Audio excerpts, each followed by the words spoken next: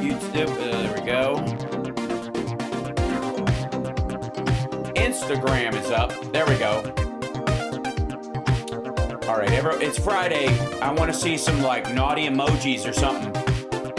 I want to see some, I don't be gross. We made it. Do you have any idea what an accomplishment it is to make it through week after week in this current circumstance? I'm proud of you. We're about to get started.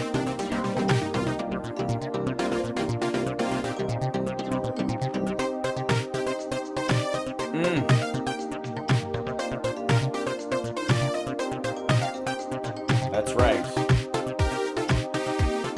How, in the name of Zeus's butthole, did you get out of your cell?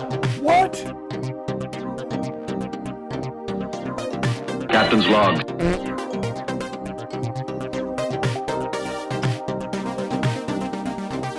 There's something strange happening this morning. Is it a dream where you see yourself standing in sort of sun god robes on a pyramid with 1,000 naked women screaming and throwing little pickles at? No. Am I the only person that has that dream?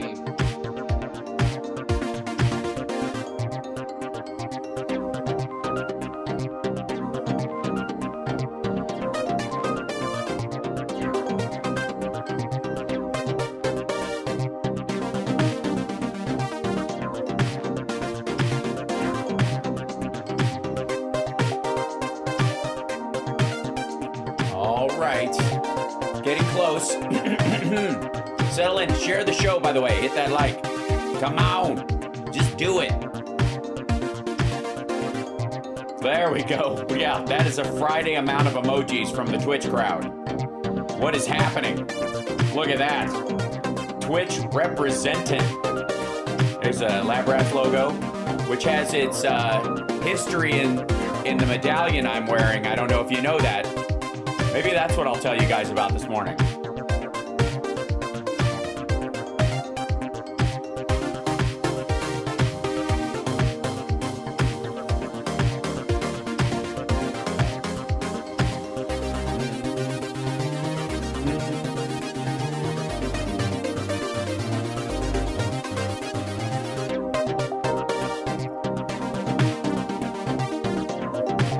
There we go. Look at that.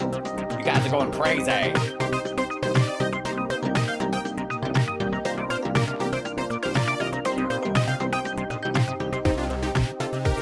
All right. Where's that? Put that over there.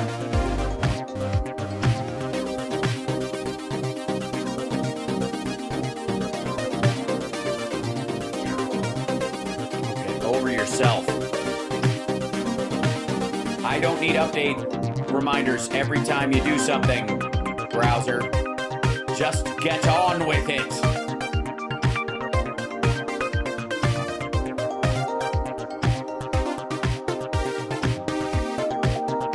All right. Here we go. Ladies and gentlemen, welcome to the show. And you know what? I'm going to go straight to the chat this morning because it's a Friday. We're hanging out. Some people have been asking about this little emblem right here. This is a Celtic rune for a particular. It's the Shield of Lugh, which is I'll show you guys in a minute. But it's because of my Irish background and a bit of the Scottish that I have in me, and the English that ran around and fucked everybody.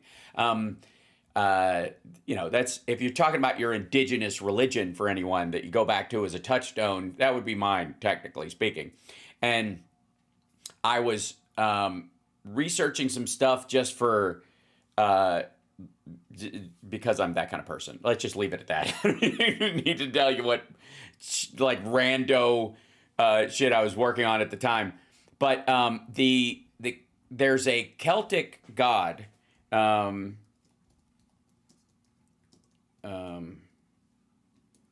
and let me see if I can do this. Lugh, Lugh, and I showed you. I teased you guys with it a little bit before, but I was fascinated by what he was the god of, and I was like, this is awesome. Like, if you're gonna Okay, so let's start with a little backstory. So if you've ever visited a Buddhist temple in China, I've been to many. I've been to some in India and Thailand. You'll find that there are, in the same way that there are Catholic saints that represent a certain behavior set, that you can pray to these saints or pray to these particular Buddhas. The funniest one, I think, is in China, where one of the busiest ones, because of how they treat their students and their children, is this like Buddha of, he's sort of like the god of studying. He's the god, and so you go and pray to him and hope you get an A on your test, right? And so you just go and you light incense and all that kind of stuff. Now, I can hear it already. I can go ahead with your whole religion destroys the world and blah blah blah. But the act of doing it is an act of concentration, and in its own way is a meditation on the goal of what you're trying to do. So whether there was an outside God at all, the act of going there, getting your dumb ass up out of bed and going across town and buying a little bit of incense and whatever the trinket for the particular god that you might throw at the altar, or bringing an orange or whatever, those activities get you to do stuff in the direction of your goal, even if it's just symbolic, because a lot of it is out of your hands and you feel nervous about it and da da da da. So it helps people focus, okay? And I'm here to tell you that Christianity at its best, when it's actually functioning, whether you believe in God or not, is an act of focus on a better behavior set than your base hedonistic principles or violence that is kind of the default of primates. So whether you and again, this puts aside, I'm talking about like your average Lutheran church, not these mega churches, and try to stay with me on this, is that the act of every week, going to one of these places and singing hymns about somebody who gave his life and sacrificed for others and said turn the other cheek and was able to forgive something, and to always keep focus on there is a life beyond this one. Again, whether you believe or not is not the point, but the focus on the idea that you don't have to enact every moment of revenge here on earth because there will be hell to pay.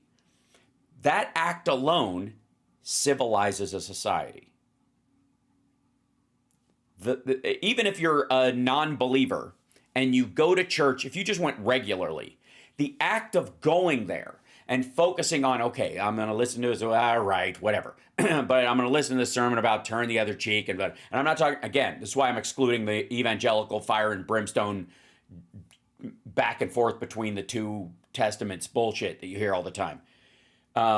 I'm talking specifically on this, and that's why we have a new pope, and he seems like a nice guy, and that's a good thing. And a bunch of Catholics going to mass that is directed by a pope that thinks you should focus on the poor has been a positive, okay, for the Catholic world, right? And increasingly getting away, not being afraid to bounce priests, who are really just pedophiles who found an access point, not being afraid to bounce those because it has nothing about the religion. The religion itself sets up that barrier that says, no, that's not allowed, right?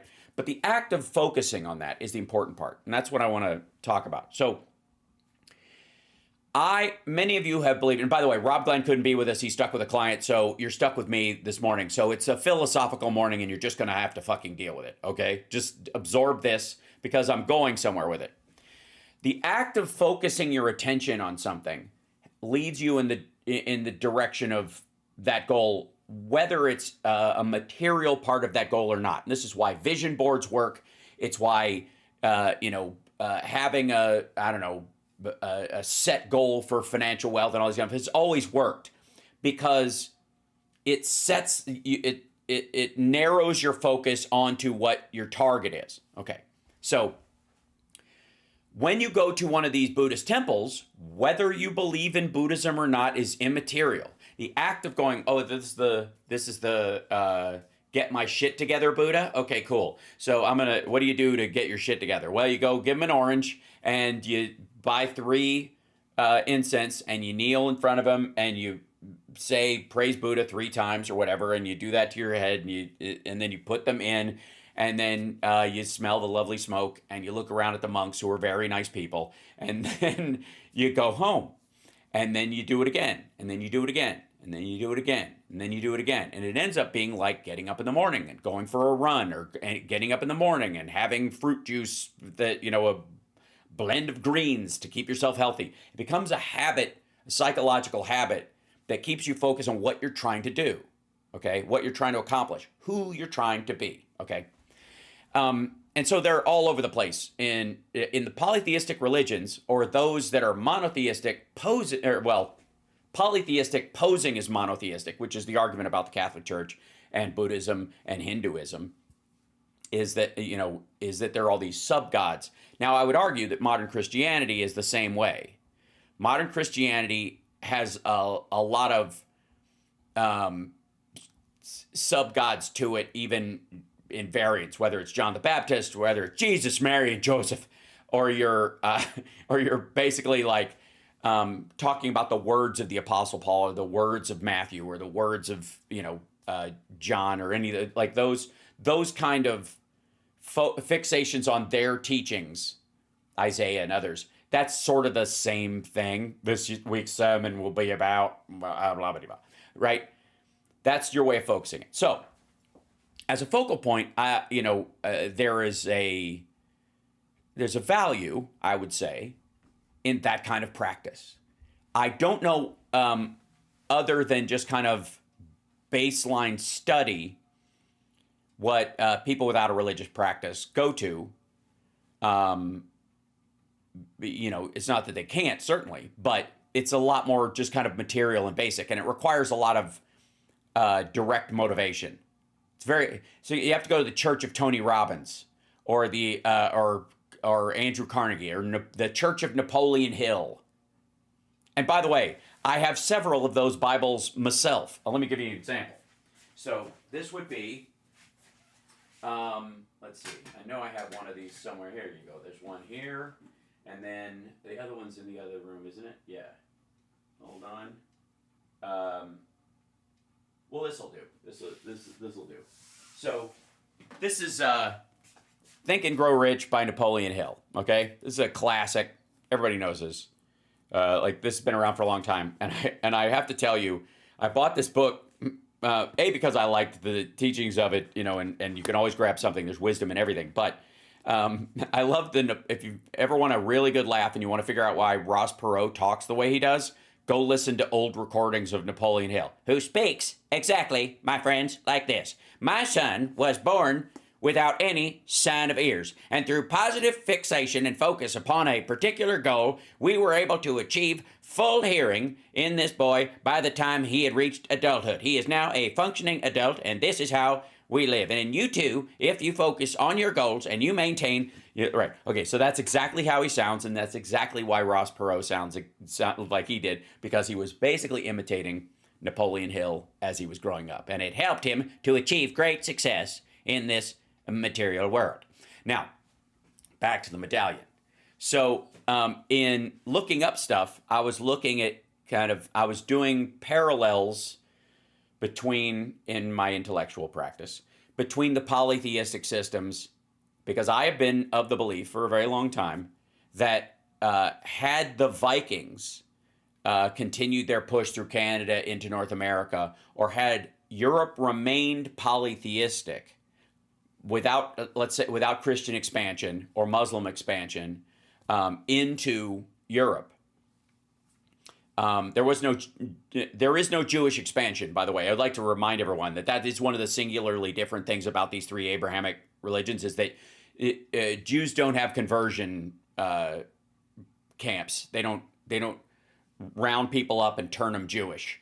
There's never been, and I think they deserve credit for this, there's never been a forced Judaism camp. If anything, it's the exact opposite. It's much more like the Amish. They kick people out who weren't really on the team.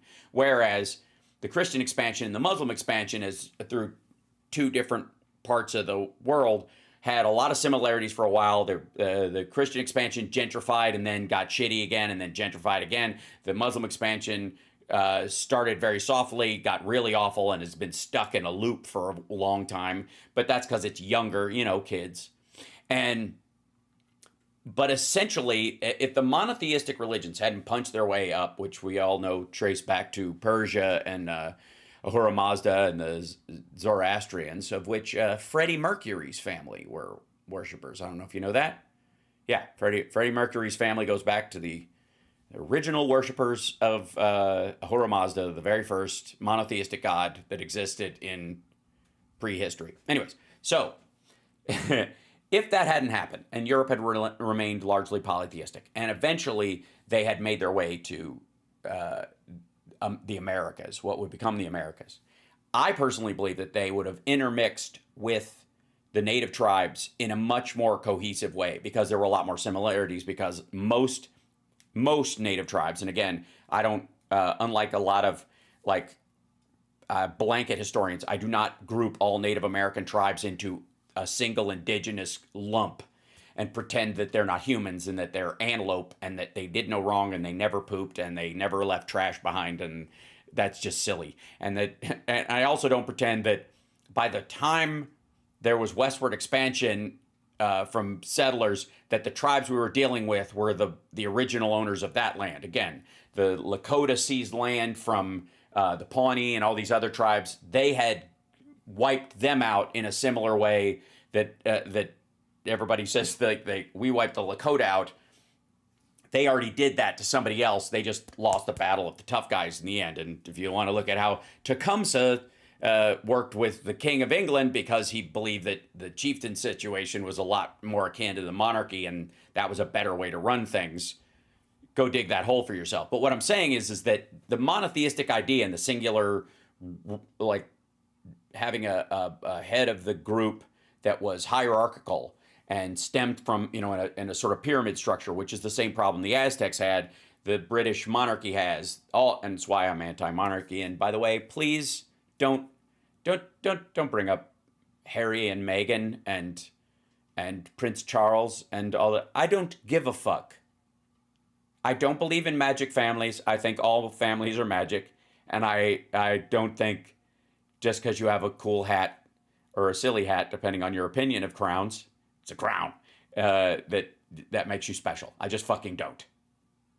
I never will. So I don't care what a magic family is doing. No matter how many people agree they're a magic family, fuck off with that nonsense. I don't buy it. So that said, and that is sort of akin to this whole thing. So I'm looking through all this stuff, and I run across, I was like, I wonder, what's the polytheistic nature, beg your pardon, of sort of the Celtic gods and the like, since that's where the vast majority of my peoples come from.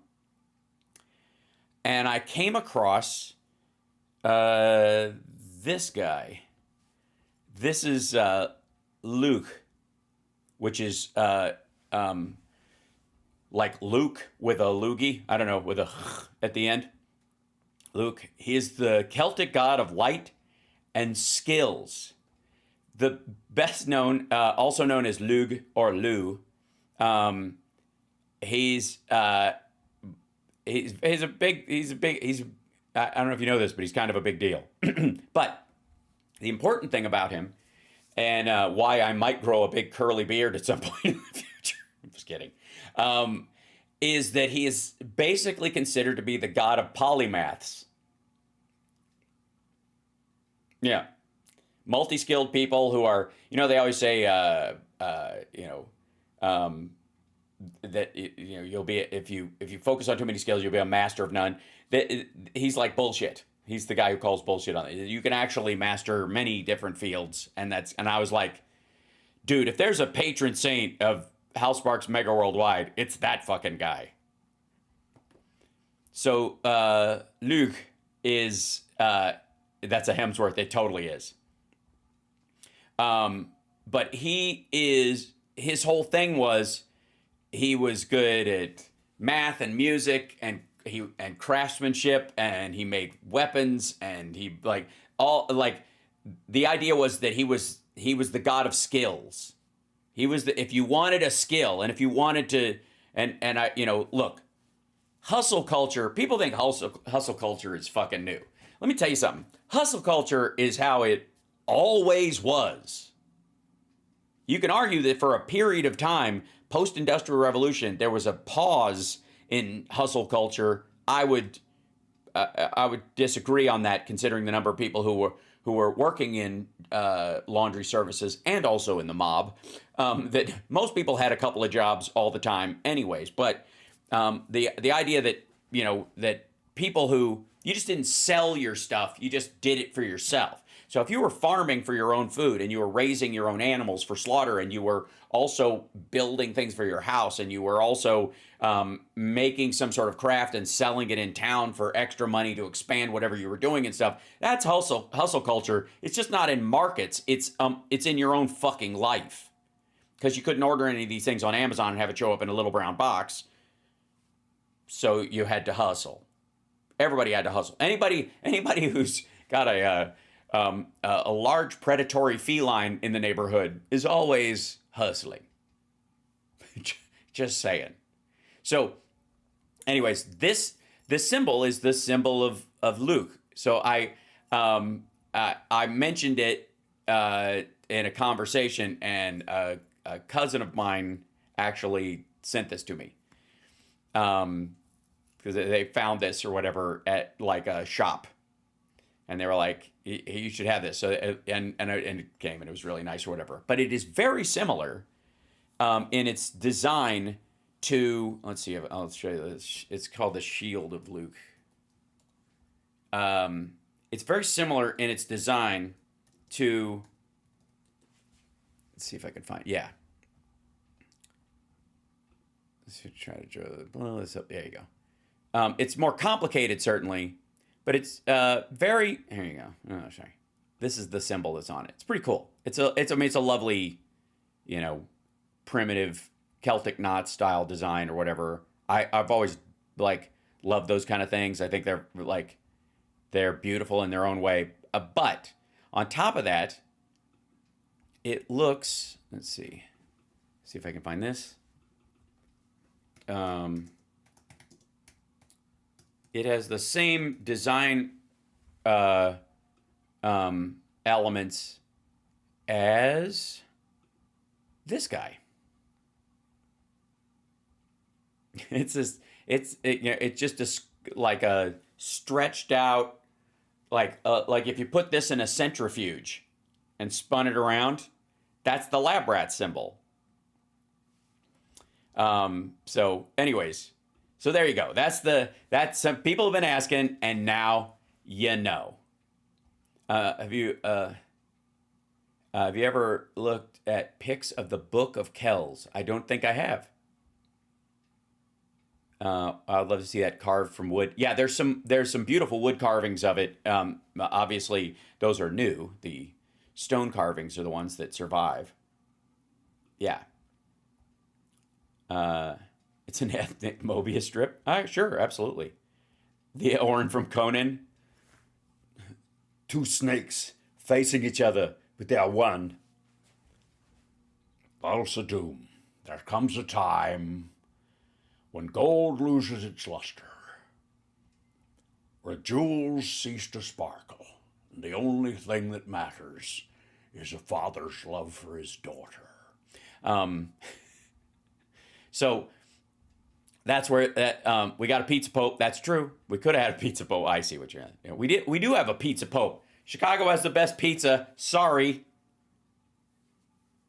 Just saying.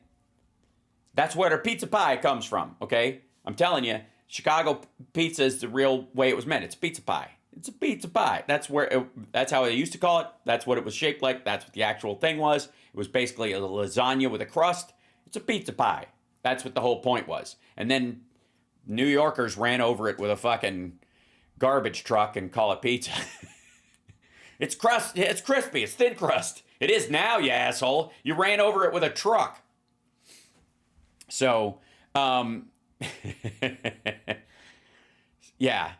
Oh, yeah. And I'm very disappointed that I did not have time to have deep dish while I was in Chicago.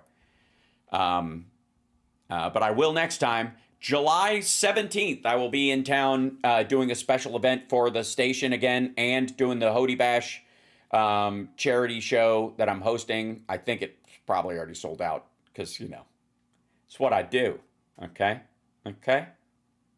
While the rest of these internet slobs are running around, dicking around at these let's go debate each other on a stage in Austin, Texas. I'll own those libs. While they're doing that, I got real shit to do. Let me do my latest edgy stand-up bit where you guys don't even know how funny it is, okay? You guys just don't realize how funny this is. Or you'd totally be laughing right now. But I'm just so cutting edge that you don't even know. Sorry, that's my impersonation of Joe Rogan. You guys don't even know how funny. Max Blumenthal, yeah, pretty close. Anyways, July 17th, Chicago, and we'll be back there again. And there is no friggin' way I'm not having deep dish pizza. I will have my kid in tow, so I'm going to, use it as an opportunity to slam some calories down his gullet. Yeah, you're just too stupid to get my humor. You guys don't even know how awesome how smart I am. I'm so smart. That's why it goes totally over your head. I'm too smart for the room. Okay, so a couple of things. We'll get to the news if we can right away. Obviously, I think the biggest news story right now, if I may, and I think that I can, hello, is I would argue the reality. That's the hashtag reality. Hashtag reality bites you in the ass. Because that's what the Trump administration, they thought they could bullshit their way out of gravity. There is a in civilization, and I think this is an important clarification. In civilization, especially countries born on those old Judeo-Christian values that he seems to tout but has no idea what the fuck they are, people give you way more wiggle room than you often deserve. But that's on purpose. That is the forgiving nature of the entire process. Get out of here. So that's the purpose. That's got to be the root of it. We've got to get over it and move on, right? We've got to, that's how society progresses. You can do it out of a sense of, I want to be a good person and go to heaven, or you can do it as can we just get over this bullshit and start moving forward? And you could argue that the new covenant, that is the New Testament and all those kind of things, ultimately the biggest impact it had was that you can track, and I'm not kidding, you can track the Sermon on the Mount to the Industrial Revolution. That there is a direct path to, all right, you know what? Yes, we could fight about this shit for fucking ever. Whatever. But how about we just forgive? We don't necessarily have to forget. You don't have to be stupid. You don't have to walk down the same dark alley twice. But you can forgive this and move on. Fix your gaze on something better. Look for the helpers. Try to work to make the place better, right? And that shift alone in the philosophy of the world was very meaningful. And this is the Western track of it. There are other versions of this that obviously helped. And then there are other versions of it that may have been almost too forgiving, you could argue, and spiraled the society that went by them into a situation where they were taken advantage of and they just got wiped out. That's why you have Romania now, because there used to be some other people there and the Romans wiped them out. Just saying. So, needless to say, China's exports to U.S. Inc. offset by trade with other economies. That, and by the way, this story in and of itself is China's exports to the United States tumbled in April while its trade with other economies surged. And by the way, when you're going, this is a percentage thing. This is what drives me crazy about this shit. They're up 300%. Oh, great. So how many did they sell before? 1. How many are they selling now? 3. All right. Don't even fucking piss off with this nonsense. Suggesting that Trump's tariffs offensive is hastening a shakeup in global supply chains. I mean, we knew this would happen in the short term anyways, because they're going to be dumping cheap goods to get around this stuff and try to make, it's almost like China's factories are very similar to oil rigs. Once they shut down, the engine sees up and it's really hard to restart them. If you can just keep them cranking even at a low level and putting stuff out, then you can expand back to its max capacity. But if you don't, if you just let it go, it'll become a crusty, rusty building, and then it's gone. So China's exports to the United States tumbled in April while its trade with other economies surged, but that's because they Timu'd Europe, essentially. Total exports from China rose 8.1% last month from a year earlier, which faster than the 2% pace most economists had been expecting. That was much slower than the 12.4 year-on-year increase in March. Imports fell 0.2% April from the year before. Shipments to the U.S. sank 21% in dollar terms as Trump's tariffs on most Chinese export rose to as high as 145%. With Chinese tariffs on U.S. goods at 125%, he's saying 85 now, which is still a non-starter. And again, Target, Walmart, they have a 2% profit margin on their shit. This just wipes out that entire thing. That's why it's select goods and then other stuff you just let through, largely textiles. That's going to shift over to India and other places. India is modernizing their textile industry faster than, it's the fastest growing industry on earth, I would argue, right now. Most people are fixated on tech, but India has always made great fabrics. And there's a trend in England towards like Indian-made fabrics for suits that you get made and all that kind of stuff. Now they're moving to like t-shirts and jeans. And if you'll notice, I buy a lot of like what I would argue is costume clothing for the jam and stuff like that. And I've noticed increasingly numbers of it come from India, especially like really cheap leather goods will come from India. A lot of, knockoff stuff, the mid-level stuff that used to come from China now comes from India. And they are moving that up to be the supplier for the Forever 21s of the world and the low-end Macy's stuff as quickly as possible, because they already do have the textile industry in place. It's just they were cranking it almost max capacity just for their own people, and now they're expanding beyond that because the money is flowing in that was previously going to China. There we go. 4 months. Okay. Oh, and by the way, this I would also like to. I'm just going to state this right here, just unequivocally. This, that 8.1% total exports from China, rising 8% from a year earlier, is bullshit. That's China's number. It's nonsense.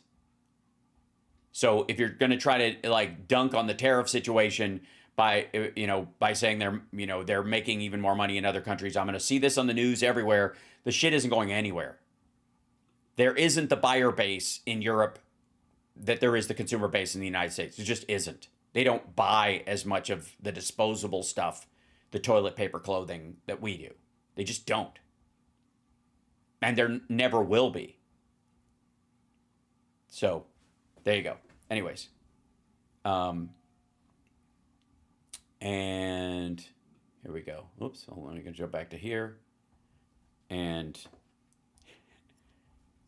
Travis, I got cooler. That's what happened. How you doing? So okay, so let me run this up here right now. Trump is going to, So Trump has said he's thinking about cutting the tariff to 80% before the weekend. Now, this will be seen as a mitigatory step because the Chinese said you have to repeal all 145% or we're not even going to start talking. So this idea of cutting 80% is a bit silly because he's given already an exemption for most electronics. The stuff that they steal the most IP from and the stuff that they exploit the most as far as production, where the actual factory work is in electronics and the like, and the stuff that we don't need to move those factories back to the United States, those are the things that have the highest tariffs on them. It's just, that's why this blanket approach is bullshit, and that's why it's falling apart. and he's going to dial this back. And basically, they're just winking and nodding because these boats have just stopped. There's people covering this, but Portland, Seattle, San Francisco, Long Beach, and San Diego. I mean, it's fucking crickets.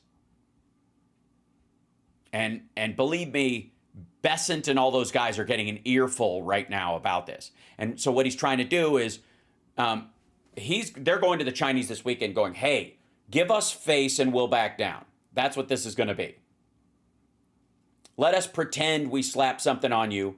Let us have face in this situation. It's something that the Chinese negotiators will completely understand, because the concept of face in Chinese culture, and especially in business and in politics, is incredibly important, and they get it. And there'll be a lot of guanxi, a lot of you scratch my back, I'll scratch yours, in this sideline deal. But this is what you're seeing. This is him attempting to dial things back because he shit the bed. But they insisted on it all goes away and then this 80%. So there you go. It's and again, I call BS on all of it. And you'll notice, I mean, I think the biggest sign, of course, is that the Chinese say we're going to begin talks this weekend. And Besant comes out, sits in front of Congress, says, we have not been talking to them.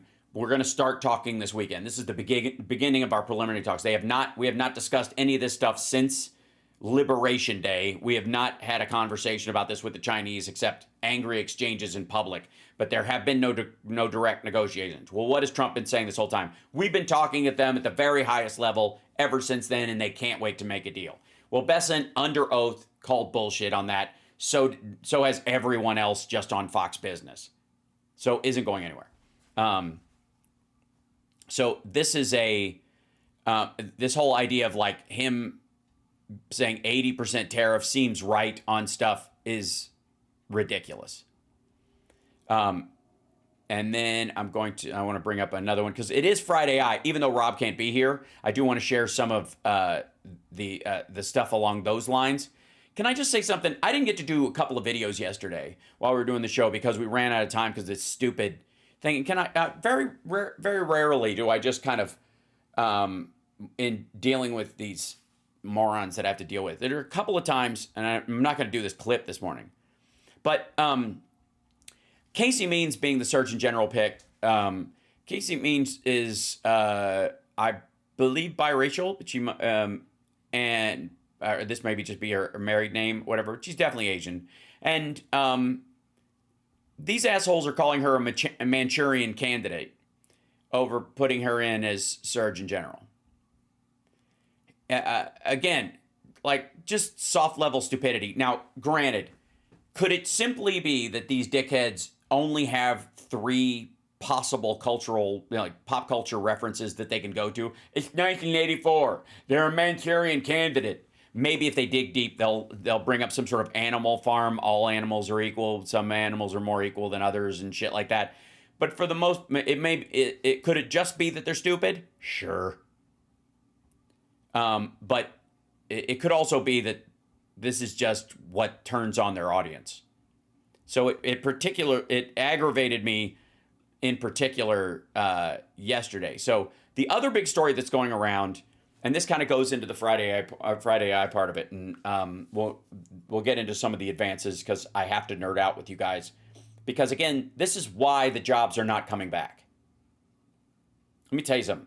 The jobs that Trump is talking about, these factories we're gonna have all these factories, and they can't wait to move in here or whatever.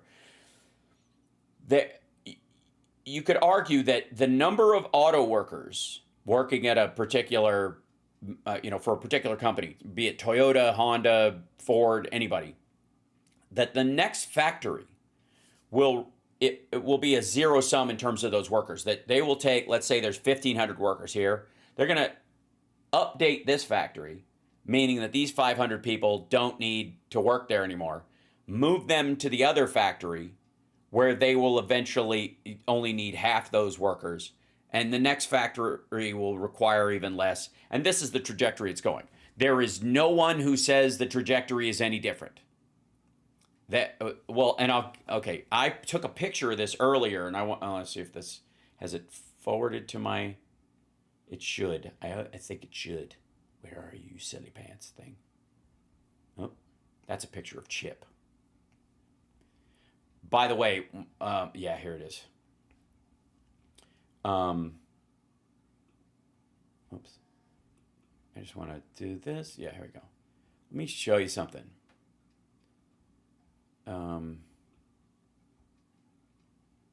Yeah. Okay. Now, see this thing? Okay. This is an architectural plan for the interior of a building. These are all parking spaces outside. And this factory is about the size of a city block. And this, ladies and gentlemen, is the factory that OpenAI, or sorry, not OpenAI. Technically speaking, an offshoot of them. That Figure One, or Figure the company, is opening in. I believe they're breaking ground in San Jose, California. And this is not only has Figure, the robot company, become the first company to sell to a commercial client. So many of you know I've shown you this before, but the Figure robot is the one with the Helix operating system that allows it to work in concert with other robots seamlessly. Hold on, I'll show you that again real quick. They are a company that did not exist 30 months ago, and now they have sold their robot to a commercial client. So they are working in BMW factories already. Let's see. So Figure. This is if you'll recall this, these are the robots that they gave them this job, showed them objects they've never seen before, said, put these away, no instruction. Where does it, where do cookies go in the fridge? No. Does an apple go on, in a drawer? No. It goes in the bowl. The cheese goes in the fridge. The condiments go in the part of the fridge. These things don't talk, but they just look at each other, which is magical and creepy at the same time. They have their little QR code thing that's on their face that will eventually be a communication point for them, direct conversation as well. So you can have visual translators to make sure your robots aren't talking shit about you behind your back. And this software that makes them work in concert is the root of how they have designed this thing. This is the floor plan for the Helix, the Figure robot factory. This is the inventory, is the upper body subassembly, lower body subassembly, final assist, and then it brings in here. They have a testing, offline upping and testing. If there's anything wrong, they go back to this little sub reassembly area and then back into the line, out this way for packaging, and then out the door. The rest of this is all lab. This is all where they're making extra stuff. There's a cafeteria over here. That'll be, again, on a building like this, you would have had, with as many people as an old factory had, it would be almost an entire floor, if not half of it. And it's this little thing over here. This is also their developmental facility. So it's not just the factory. The factory itself, because it's robotic and runs 24 hours, will be about this much of the building. What does that do for commercial real estate? Yeah. Never mind the fact that more than likely, whether they're showing it or not, this is the assembly floor part that they're showing off, but the basement of this thing will be a server farm. No question. And the rest of this there's their temperature test lab, their battery reliability lab. This is where they're just building onto the tech. Once these things reach a point of unnecessary improvement, being they hit minimum viable product, that won't be necessary anymore. So that those people will be fired, or they'll just go retire someplace, go live in Ojai, and then the rest of this will just keep humming. Their goal is to produce somewhere in the order of 12,000 robots this next year, end of this year into next year. And then after that, it goes up incrementally and then exponentially. So it goes up like 12,000, and then the next year, 18,000, and then the next year, 60,000 and 100,000, and that's that. Okay, so there are 3 other companies that are working in a similar fashion, but the important thing you need to know is that they're breaking ground on this fucking place. Is it an American factory? Absolutely. Are there any people in the factory part of this? No. The figure 1 people who work on robots and stuff will work over here in the labs as development, just like any other company that's developing products and all that kind of stuff. And even then, a skeleton crew compared to the Industrial Revolution of the past. This shit, if they can keep everybody out of it, they will. It's going to take them a couple of years to remove every human from the loop, but you're damn straight, they're going to do it. And the minute you hit AGI, which is what they're all shooting for, and one of the reasons why they're shooting for artificial general intelligence is so that in this part of it, the robots can solve their own problems. If something breaks down, you go, okay, a human needs to come in and set it right again. Well, if you have a robot that has the dexterity of a human being and doesn't have to worry about losing a finger and can walk in there and has the entire manual for every device in that place in its brain and can draw it up in an instant, it will repair itself. So again, the idea that any factory that they're breaking ground on right now is going to employ a bunch of fucking people is nonsense, gibberish, gobbledygook. It's a farce. Even Nutlick knows this. Even in that Fox News interview, he's like, those jobs from China are going to come back here. Where people are just putting screws in iPhones, and everybody made a joke about that people are going to sit around putting those little screws in iPhones. But he went further. He went, these are all going to be automated, meaning that those jobs aren't coming home. They're being eliminated entirely. No humans will do them, period. And like I said, most of the factories that people are talking about right now are giant vending machines. Does a current vending machine have a human in the loop? Yes. They walk in, they key the thing, they open it, and they put the stuff in there. They add the fucking crackers and granola bars and all that shit, and then they shut the thing, and that's it. The rest of it is all done by the machine, right? That's what we're talking about. So, this is... okay, and let me jump to this 1 second. Dun, dun, dun, dun.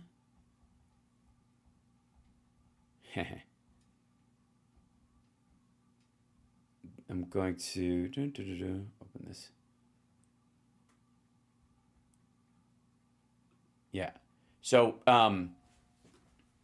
there is the problem that they have, the problem that the Trump administration has, and this is beyond the fact that everybody who works there is dumb. I will give you this. Okay, I will give you that a good number of them are stupid, meaning that they know better, but they're so aligned with Trump or trying to, they think, they're going to make something out of this. They think the reward on the other side of this dipshittery is going to be so good that they're doing something stupid, like they're jumping the Snake River Canyon on a motorcycle. And so they're convinced that the fame will be worth it. And so they're going to plunge to their doom, which is stupid, but they're going to try it because they think the reward is there, which is stupid. But a lot of them are just dumb.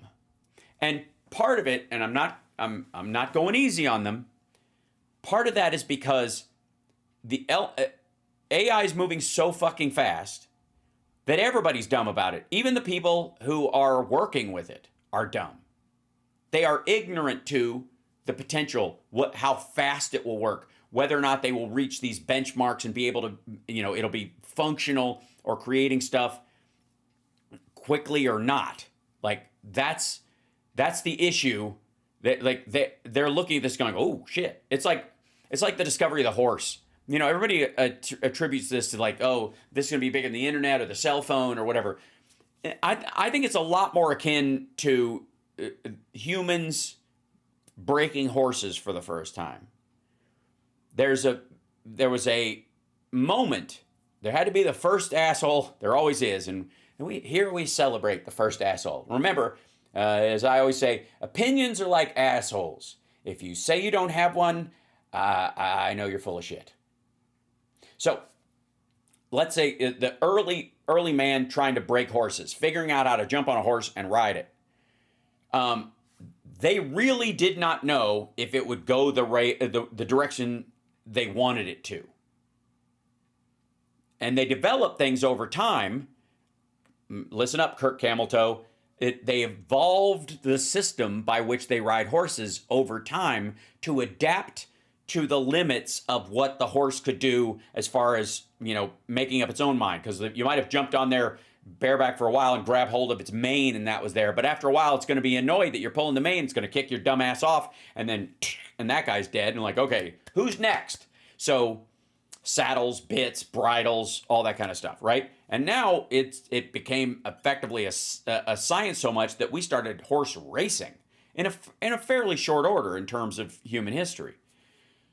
But the beginning of it was ugly, and we still lost someone like Christopher Reeve to the potential wildness of it all.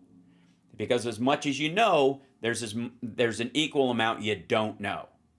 And currently, when it comes to AI and how these systems work and how fast they're going to grow, and again, they are going to match, I think, much closer our experience with riding and animals and having them pull, as far as having some intelligence but not equal to the reasoning capacity of a human being, and big gaps in it that make them like a 15-year-old who's fixated on tits and just found his dad's gun. That kind of reasoning, that kind of attitude, and gaps in reasoning and gaps in impulse control could potentially be there. That's why that has to be worked out before you release it into anything worthwhile. It's also why we don't want to, let's update the IRS to use an AI system right now because they're still hallucinating. And then all of a sudden, everybody gets a $10 billion tax bill and IRS agents are told, given shoot to kill orders on everyone. That would be the concern because they haven't worked that shit out. It's better to go with the old system. Same with the FAA.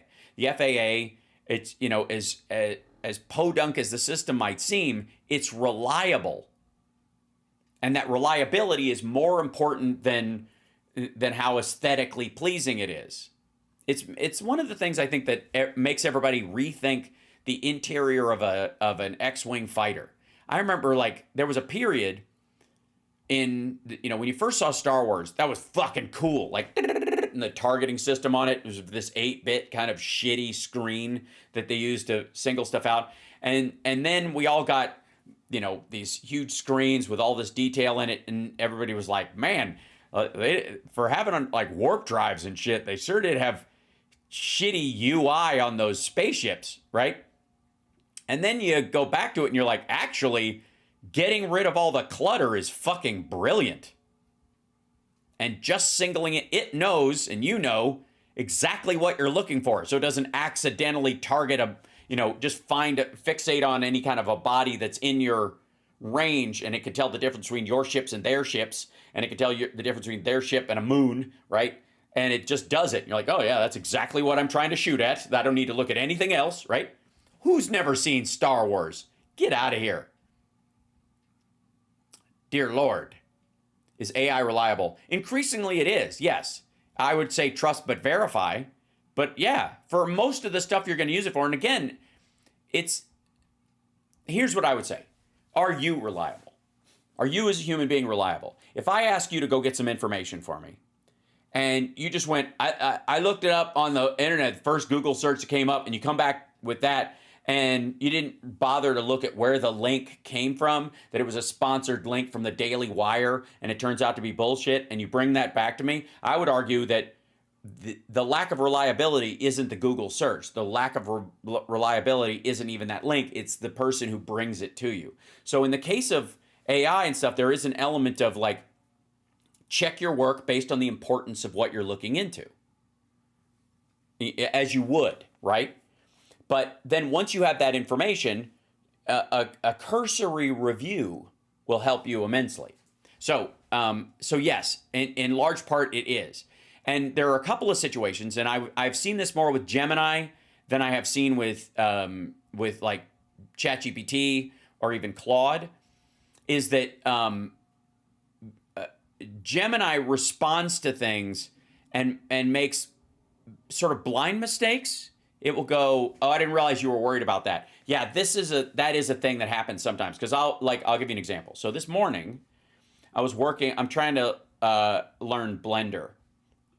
And there are just a couple of things in it that bug me. Like how to use a Boolean effect to create a hole in something. It's not that big a deal, but it's integral if you're trying to create stuff. You have to be able to, I want this piece to fit in this piece exactly. So you put that piece in there, and then you make this piece basically invisible, and suddenly you have a hole where it was in the object you put it in, right? And therefore, if you print this piece, and then you print the other piece, click, right? Makes sense.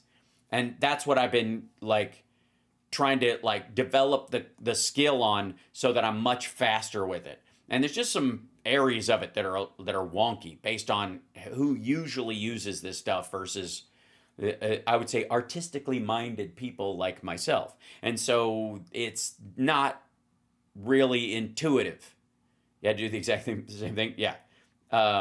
Still amazed Blender is free. I agree. It's fantastic. Again, I would argue, never lose sight of the democratization of the tools that are around you, including even the cheap versions of ChatGPT and the other things that you don't have to pay for. And the ones you can just download to your own computer off of Hugging Face and run a slow LLM, which would have changed the face of world politics 10 years ago. So, and then let's see. Yeah, we're almost approaching the hour mark. I'm trying to wrap the AI stuff up in this one, and then we'll talk world stuff and India and all that other stuff in the next hour, if that's cool. And I'll take questions as well, because we have so many issues. It's you guys can help in terms of what you need clarification on, because as I start out, you guys know that my fixations are not the normal fixations, because I like to go after the root, not the fruit, in a lot of these problems. So I think a lot of people spend too much time on the fruit.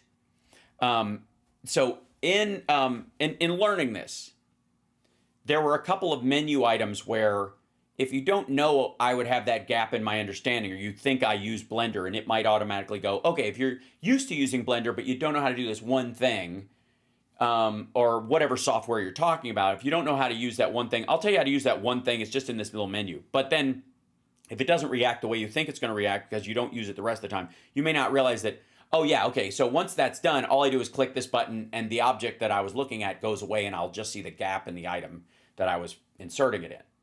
Okay, so because I don't use it, it defaults to the assumption that if I'm asking a specific question, I must know the general thing. And that's not how I work.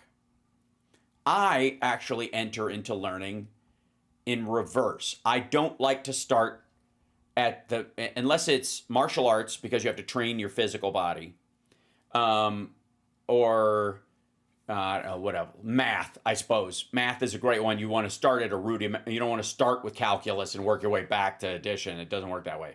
But when it comes to like music, for example, I feel like it's better to pick up an acoustic guitar, learn chords, and then immediately start playing songs that you like until you get that feel for making music. What to do when AI takes over all the jobs? Yeah, Jerry, it's a great question. Yeah, if you have any questions, ask Andrea. Send me for that. So AI will not take over all jobs for a very long time. But you're going to live a lot longer. The one thing it's going to do before it takes over everybody's job is it's going to advance medical science incredibly to increase healthy lifespan in humans. That's probably where under the radar the biggest fast movers are happening, is in AlphaFold and its work with proteins and its ability to sequence the genome of a disease and create a perfect vaccine for it in the person that's taking it. That will increasingly become a thing that is incredibly specific to the individual. You know how, like right now, even with mRNA vaccines, if everybody gets the same one, there are some people who are going to have a bad reaction. Well, if you have that issue with having these kind of reactions, you could go in the future probably, and I'm saying it's probably 5 to 6 years out, which means it's probably 2. I'm kidding. It's probably 10 and it will be 5. But there will be a time when you'll go to the doctor's office and you'll get the new vaccine for this thing, but they're going to they'll have your DNA either on file at your doctor's office, or they'll take a temporary one for privacy reasons that gets obliterated after the fact. And they will take that, sequence the vaccine specifically to avoid problems you might have in your genetic makeup. Let's say people with, that have the potential for sickle cell, or it's a racially divergent aspect of things, or if you have a family history of something, that might give you tachycardia or one of these other heart issues from, say, giving you a raw version of the disease and then having your own immune system kick in, which is what the Johnson & Johnson thing, that's what caused all the heart issues temporarily, because it basically gave you COVID for a bit, and COVID makes your heart swell. So anyways, you'll go in and they will specifically tailor it to your genome, your genetic makeup, to avoid what might trigger an inflammatory or an allergic response. Eliminate that from it, and pow. Right. Very Star Wars tech. Yes. Star Trek tech, rather. So that will happen long before that. The issue that we have is, and these are the two big philosophical things. What does your life mean without your work? Well, I gotta say, if you like working with your hands and you like just doing stuff, the value of handmade furniture or something would arguably be higher. As things get finer made in an electronic sense, in a computer or generated thing, or like the IKEAization of stuff, the value of something that was handmade will have even more meaning. And there'll be this kind of like neo-Luddite aspect of lifestyle, hand-sewn garments, handmade stuff that people make for a little, what money is necessary for extra stuff in your life, will be this window above the sub-economy, which will be basically eliminated. That it will be, everything that is sold and bought will be optional, and all the necessities will be taken care of. That's what happens when AI takes over all jobs. That's when all robotics takes over all jobs. The entire what economy will exist in that situation, where you'll trade credits or something for stuff that you can move around and choose your winners and losers in your life. I like this person's music over this person's. I like this person's clothes over this person's. Whatever. That element of the economy, which again will be completely optional because your caloric and energy needs will be completely met, and all the available stuff will be next to free. That part will be eliminated from the economy. In many ways, it kind of has. That's not new. You used to have to make your own cart. You used to have to, take some wood, make a big plank, cut those, put the planks together, wrap them in a metal band, carve out a circle, wrap them in a metal band. They had to match the other wheels. You had to put a spoke in the center of it, and then you'd have to attach it to an axle and all that kind of. You basically did that yourself. And then there was a guy in town who did it for a little while, and he might, if you could trade something for it, whatever you made, that would be how you did it. But the vast majority of it, you had to do that. That's gone. Do you think the Mississippi tulip scandal has anything to teach regarding tying crypto to the dollar? Oh yeah. So this idea that they were going to use tulips as a monetary thing. Yeah. So if anybody doesn't, there we go. Hold on. Let's see. Yeah. So this is tulip mania. Hold on. This is where, and I think, are we talking to the same thing, domestic, as that there was this thing in, it was in 1636, according to the 1841 account by Scottish author Charles Mackay. The entire Dutch economy went crazy over tulips on your organ. Is this what you're referring to? Because they used flowers as it became so important that it became flowers as a monetary unit, which again, look, nobody has to argue with me about the value of tulips, but but this, there's a couple of things. Tulips, and I don't know if you know this, as flowers die they decay, they don't last. And so you could see the end in sight for this shit, and kind of balancing your economy on a perishable. This is not that different in some ways, except for like to doing, basing like frozen concentrated orange juice and trading places and that kind of stuff, and the kind of staples that people had. This would be a new staple. The problem is you can't eat it. Maybe you could use the colors and the petals for dyes and that kind of stuff. It might have had some industrial use, but largely it was just purdy. So the, yeah. And yeah, 1637,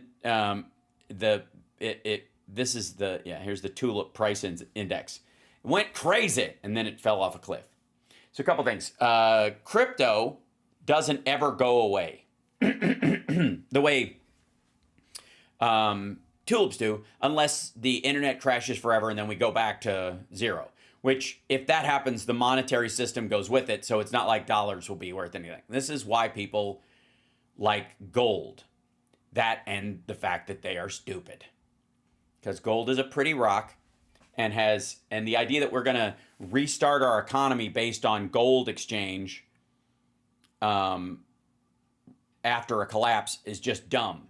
Because I got go watch The Walking Dead, where they've gamed this shit out like crazy, or go watch I don't know, Mad Max Beyond Thunderdome. The barter system part of it kicks in and lasts a lot fucking longer than any kind of fiat currency or precious metal, because no metals are precious in a situation where society has fallen except steel and bronze.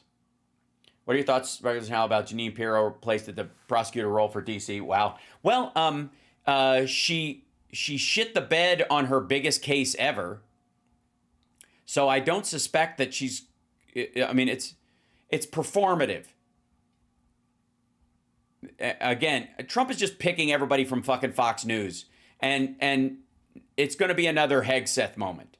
She's going to fuck up a case and somebody's going to walk free because she wants to talk big. So she's going to come out, instead of saying this is an ongoing investigation, I can't talk about this, she's going to blather a detail, and whoever the serial killer, human trafficker, drug runner, whoever they busted that they're bragging about their lawyer is going to go, we can't get a fair trial now. She just gave away a piece of the evidence as if it was real, and we haven't even had a chance to push back on it. We'll only be able to push back in court, and we'll never get a fair trial. So either you got to move the trial out of the United States because this idiot, or we want the charges dismissed. She's going to do that. And if she doesn't do that, she's effectively going to disappear. Because if you'll notice, well, I'll give you an example. Hold on. Let's see if we can show you this. Kash Patel. So, obviously, Kash Patel and Pam Bondi have caught a lot of shit lately. Hold on. Let me see if I can find... I bet you there's... Epstein hung himself. Now, without... yeah, here you go. This is... let's go to...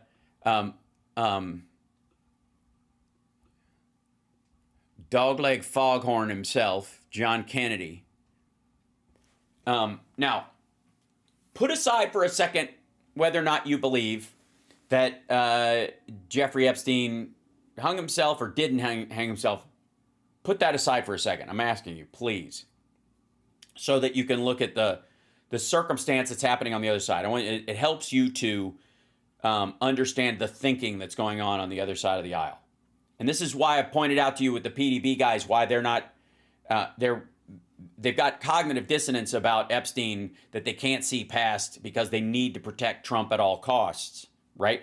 But beyond that, they're definitely, something's sending their radar up, and they're like, there's something wrong here. They're just walking around, not because the room is dark, not because they've been blinded, because they've literally shut their eyes and refused to look. Because if they open their eyes, they'd walk right towards, the target. But in this case, they're doing their best to protect this guy, so they have to close their eyes to certain details. And so they will always look like they're not seeing the obvious. Okay. So put aside whether or not you think he hung himself or something happened. And understand, obviously, that he was captured while Trump was in office. Donald Trump was his longest friend. The only friend that Donald Trump had that was more important in his life was Roy Cohn. Two guys who slept with children. Make of that what you will. That he was finally arrested when Trump had given the guy who gave him a sweetheart deal in Florida to be part of his cabinet. He was arrested under Trump. The raid happened under Trump. All that stuff is gone. We haven't seen it from the FBI, buried someplace or put someplace, or Trump had it moved someplace to a secret, we're going to protect it from the FBI or something, whatever. Wherever it was moved away, all right? Then, so all that hinky stuff that sends up a signal flare in everybody's head, right? Turns on everybody's bullshit radar.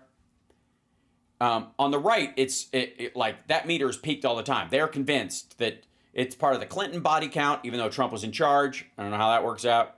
But, and again, their cognitive dissonance on him being one thing, but they're convinced this is he did not hang himself. He was killed in his cell, and there is a huge deep state cover-up. And Kash Patel and Pam Bondi and Donald Trump were elected to drain the swamp, get rid of the deep state, and now we're finally going to get the real answers. And what did they do? They dropped the JFK files, and what was the answer? He kind of interacted with the Cubans like we thought. They had Russian influence like we thought. There may have been CIA guys interacting with them or people who were close to that, because that's how they keep track of these things. So you wouldn't you? It's like if you went to the same cocktail party where James Bond was looking for somebody, you might run into James Bond on your way to the fucking bar and go, oh, shake it, not stirred. I've never tried that. I'll give that a try. And technically speaking, you ran into him and spoke to him, but that doesn't mean you're interacting with him or you're coordinating, right? But you're there because, of course, the CIA and other people would have people in that, all right. So, immaterial. That was a big letdown. Oliver North, who famously whips out his dick in front of female crew members and is a complete shitheel, and I blame him partially for Val Kilmer's early demise. Don't get me started. So fuck that guy. Just big nothing. Big nothing burger. The Epstein files wag about where they're like got all these files and they're showing them to everybody, and then it was just nothing. It was shit that was already public or it was completely redacted because it's got Donald Trump's name all over it. Okay. So then we cut to yesterday where Dogleg Foghorn over here, hooty, I'm a good old country fella who went to Princeton like every other down-home bubba. He hooty. John Kennedy asked Kash Patel, point blank, whether someone killed Jeffrey Epstein. This is okay, so check this out. Mr. Director, worry not. We'll make sure your agency is adequately funded. This judge you arrested in Wisconsin, she was breaking federal law, wasn't she? That's the allegation. That's why we arrested her. That's the allegation. Why you arrested her is an entirely different thing. Helping an illegal immigrant escape being taken into custody. Is that right? Yes, and the field agents decided to open the case, work the case. And as Americans, do we get to pick and choose which laws we want to follow? Only if you're the president, I guess. Assuming he is an American. I mean, at this point, anything's out the fucking window. We do not. If you're a state court judge, do you get to decide you don't want to follow federal law? Mm-hmm. No. And if you violate federal law, you get arrested. By the way, Leslie, great question. And Stoneflower Dragon says, is Pino Piro even qualified? She was technically a judge before, so the move up and lateral from I mean, look, he's put Dr. Oz in charge of shit. Like, he's doing, this is all performative. He put fucking Sean Duffy in charge of the FAA. Like, we got bigger fish to fry than fucking Pirro screwing local cases. Like, it's just going to be this performative, tough on crime horse shit in DC. It's not going to change anything, except that there may be cases that are brought against, people that are close to Trump that she's either going to have to scuttle and get caught scuttling, or she's going to have to go through with and catch shit from Trump. So that'll be the thing to watch with Pirro. But it's not like he's going to put effective people in there. And the more embarrassing, almost, the better. The people below her aren't going to let her screw the pooch that much, and she won't be hands-on in any of these situations. You want to walk, like, was it the Robert Durst case where she, there was a, the murder case in California where he had basically admitted to killing his friend out here to cover for himself, and she'd never seen the evidence before and all this stuff, and you're like, people have been trying to get her to take a look at this forever while she was the prosecutor. She's like, oh wow, what do you mean, oh wow? That's why she moved to TV. Don't you? Yes, Senator. That's called equal treatment under the law, isn't it? Yes, Senator. Right. So like the Emoluments Clause or the Logan Act or any of those things come to mind? You remember Lisa Page and Peter Strzok, don't you? Yes, Senator. Mr. Strzok worked for the FBI, Mr. Strzok worked for the FBI. I think Ms. Page worked for Justice. The Inspector General found in its investigation that they hated President Trump, and they. Yeah, I don't know why anybody who would hate a guy who was friends with Jeffrey Epstein for a quarter century. What's not to like? Besides the grab him by the pussy shit and the talking about his unborn daughter by doing this gesture, or saying the thing he has in common with Ivanka is sex, or letting Howard Stern call her a piece of ass on the air, or sexually assaulting E. Jean Carroll, or if you even look at those Epstein files that aren't going to come out, the case against him sexually assaulting minors at Epstein's house. You think that stuff is in the files? Whether it gets adjudicated or whether it's true or not, it's in the files. Do you think that's going to come out, or are they going to redact that whole case? Wanted Secretary Clinton to win. Is that true? That's correct, sir. Largely because she was not, nor would she be considered at any point an adjudicated rapist. And this would be the same same Ms. Page who sent an email to Mr. Strzok with whom she was having an affair. Trump's not ever going to become president, right? Also, were they both married? Was Lisa Page or Peter Strzok, were they married? And not to each other, obviously, because you can't have an affair with somebody you're married to, unless it's, February 14th and you're doing some role play or something, and I'm not here to yuck anybody's yum, but I don't think either of them were married, so I think the word is relationship. Right? And Mr. Strzok with the FBI, senior official at the FBI replied, quote, no, he won't. We'll stop it. Did I read that correctly? Did they stop it? Did they? Did they stop it? No. He was asserting something based on the idea that this guy is a crook. Like, we'll release stuff and people will catch on. The voters will recognize what an awful person he is. Oh, were we ever so innocent? You did, Senator. Okay. Now, Ms. Page got quit before she could get fired. Mr. Strzok was fired. And predictably, they filed a lawsuit because in Washington, it's easier to divorce your spouse than it is to fire a federal employee.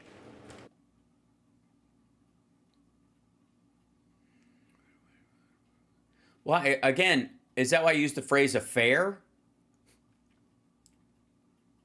Maybe you should stop trying to use, like, sexual blackmail as the way of breaking people up from the federal government, the way it works in marriage court. Maybe that's the problem. Why did the FBI give Mr. Strzok $1.2 million and Because they lost in court? Because they couldn't give a reason for his firing? Page $800,000 to settle a lawsuit? Senator, I do not know that settlement was reached in the prior administration, Who made the decision? the prior Department of Justice. Who in the prior Department of Justice? The settlement for that kind of case can only come from the Attorney General, which would be Attorney General Merrick Garland. So the Attorney General decided to give Mr. Strzok $1.2 million.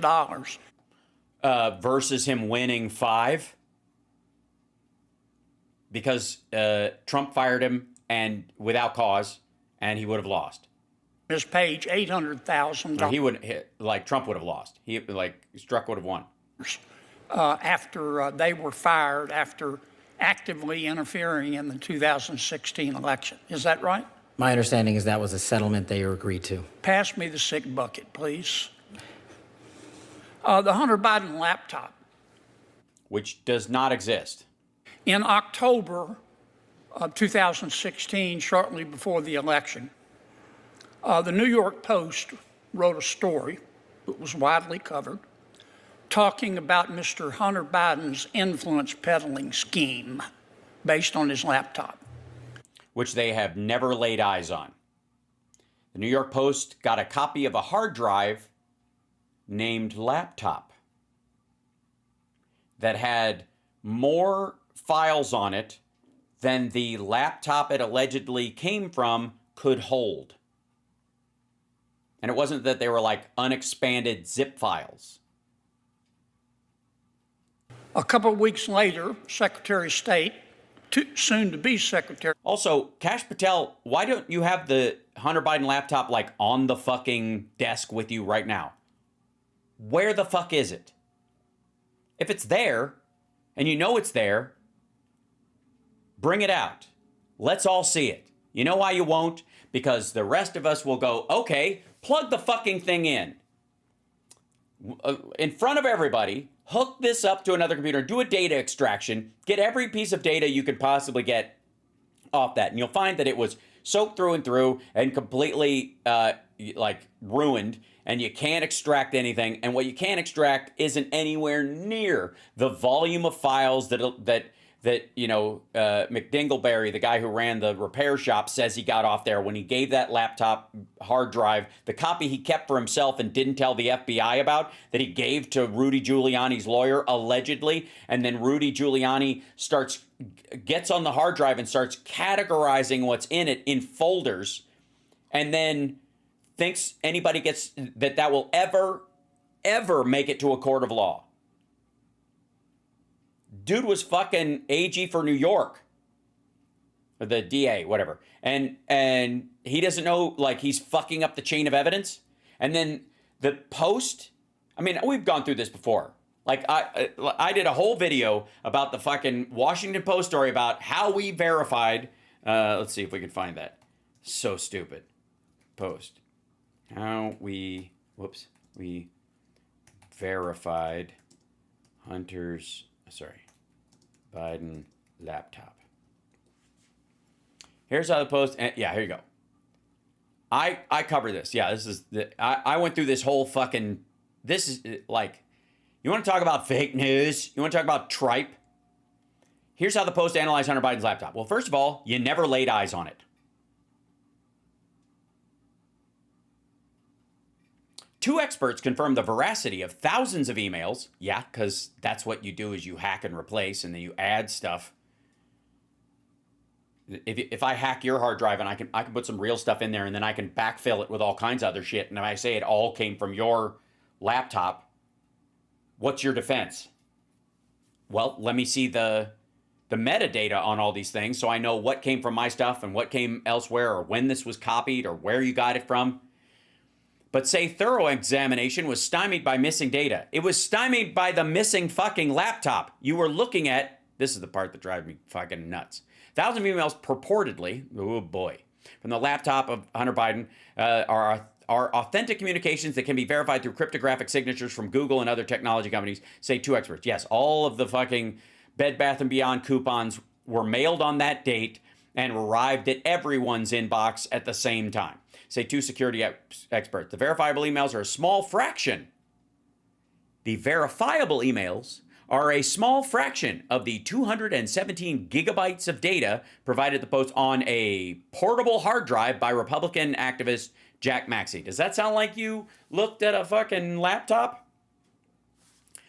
No. The vast majority of it, and most of the nearly 129,000 emails it contained, could not be verified by either of the two security experts who reviewed data for the Post. So they verified a couple of dozen mass emails, stuff that were on subscription lists, because they looked at the date those were sent out. They looked at the date that was allegedly written in them when they were copied, but not how they got there. And they verified it based on that. Meanwhile, the vast majority of 129,000 of these, it couldn't tell you where they came from, who wrote them or rewrote them, what was really in there, could not be verified by the guy. Neither found clear evidence of tampering in their examination, but some of the records that might have helped verify contents were not available for analysis. Well, that would be how you would find clear evidence of the tampering, is those records, which weren't there. The Post was able in some instances to find documents from other sources that matched content on the laptop that the experts were not able to assess. Among the reasons for inconclusive findings was sloppy handling of the data, which damaged some records. Sloppy? Was it sloppy? Because I would say at this scale, wouldn't you just assume it was on purpose? All right, anyways. Dipshittery. I've been through this before. Garbage. They never saw the laptop. And the fact that they put analyze Hunter Biden's laptop in the title is journalistic malpractice. I did a huge breakdown of that. So anyways, the fact that they're even bringing it up in the record, I mean, some Democrat should at some point go, correction, a hard drive passed through Rudy Giuliani's activist lawyer to another Republican activist that was titled laptop, that was allegedly there, that allegedly contained these things and was completely unverifiable slop, according to anyone who has analyzed it. Antony Blinken organized a group of 51 so-called intelligence experts. Had some real rock stars on the list. Jim Clapper, John Brennan. They were all right. The letter was true. Michael Hayden. Yes, they were all giving their meaningful opinion about something that was obviously true to anybody who paid attention. If you don't believe me, I've got a hard drive that belongs to that I've copied things, the entire contents of Don Jr.'s hard drive or his laptop. You can't, there's no metadata and you can't track the copy dates on it, but it's all real, including nude pictures of underage girls. This would be Rudy Giuliani, that have been copied and pasted multiple times. Also, if I'm Rudy Giuliani, I made multiple copies of this thing, which is illegal because it contains alleged child pornography, and handed it out to a bunch of my friends, which is a crime. Yes, that's what I said. Rudy Giuliani is guilty of disseminating child porn by his own admission. Feel free to @ me.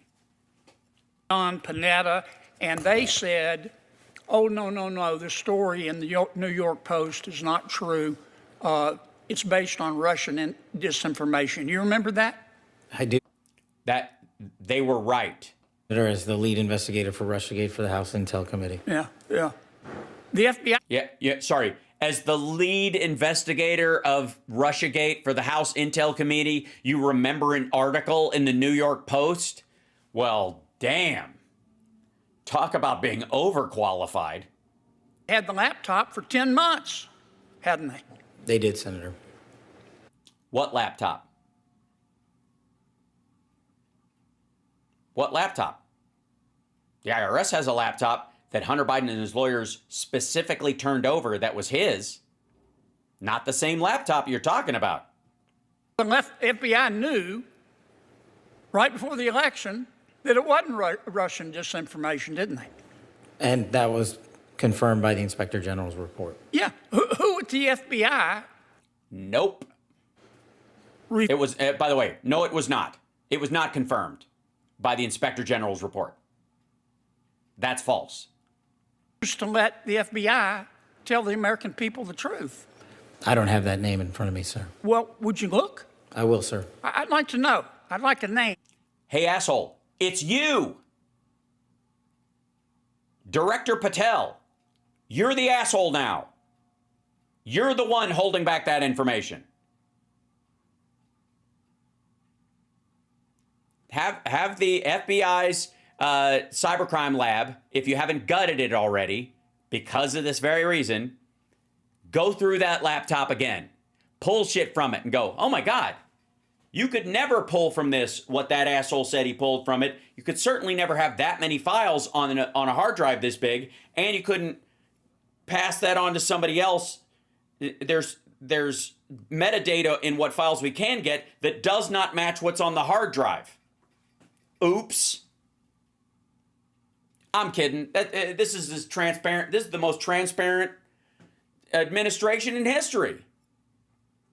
This is full transparency, people. I'm sick of seeing the Hunter Biden laptop, the real physical item. I'm sick of seeing the actual posted metadata from the actual device that they allege that they have in custody, that they got one of 3 that Hunter Biden dropped off that were all soaking wet. That, by the way, to a guy who can't see past 6 inches in front of his face, who could not choose between Hunter Biden and Don Jr. in a fucking lineup, for real, says that he held back a copy of everything that was on it because he saw a Beau Biden sticker on the laptop that made him suspicious that there'd be crime on it, copied the whole thing, hid that copy from the FBI, which is illegal, stole the data, and then sent it over to Rudy Giuliani. Get the fuck out of here. We've gone through this so many goddamn times. It's lazy. Not a division. I'd like the name.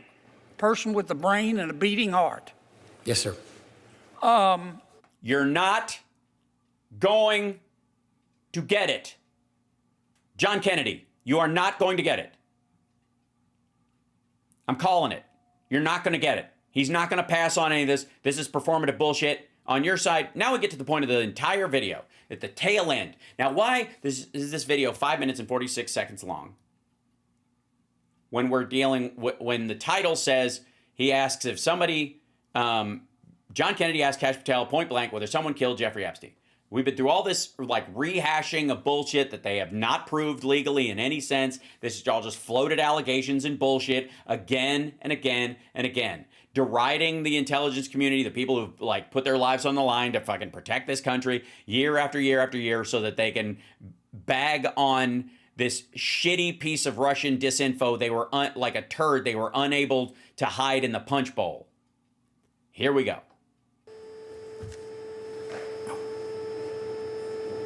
Did Jeffrey Epstein hang himself or did somebody kill him? Senator, I believe he hung himself in a cell in the Metropolitan Detention Center. Are you going to release all the information about that? Senator, we are working through that right now with the Department of Justice. When do you think you'll have it done, Cash? I think in the near future, sir. Yeah, 2 weeks. Right after Trump's health care plan comes out.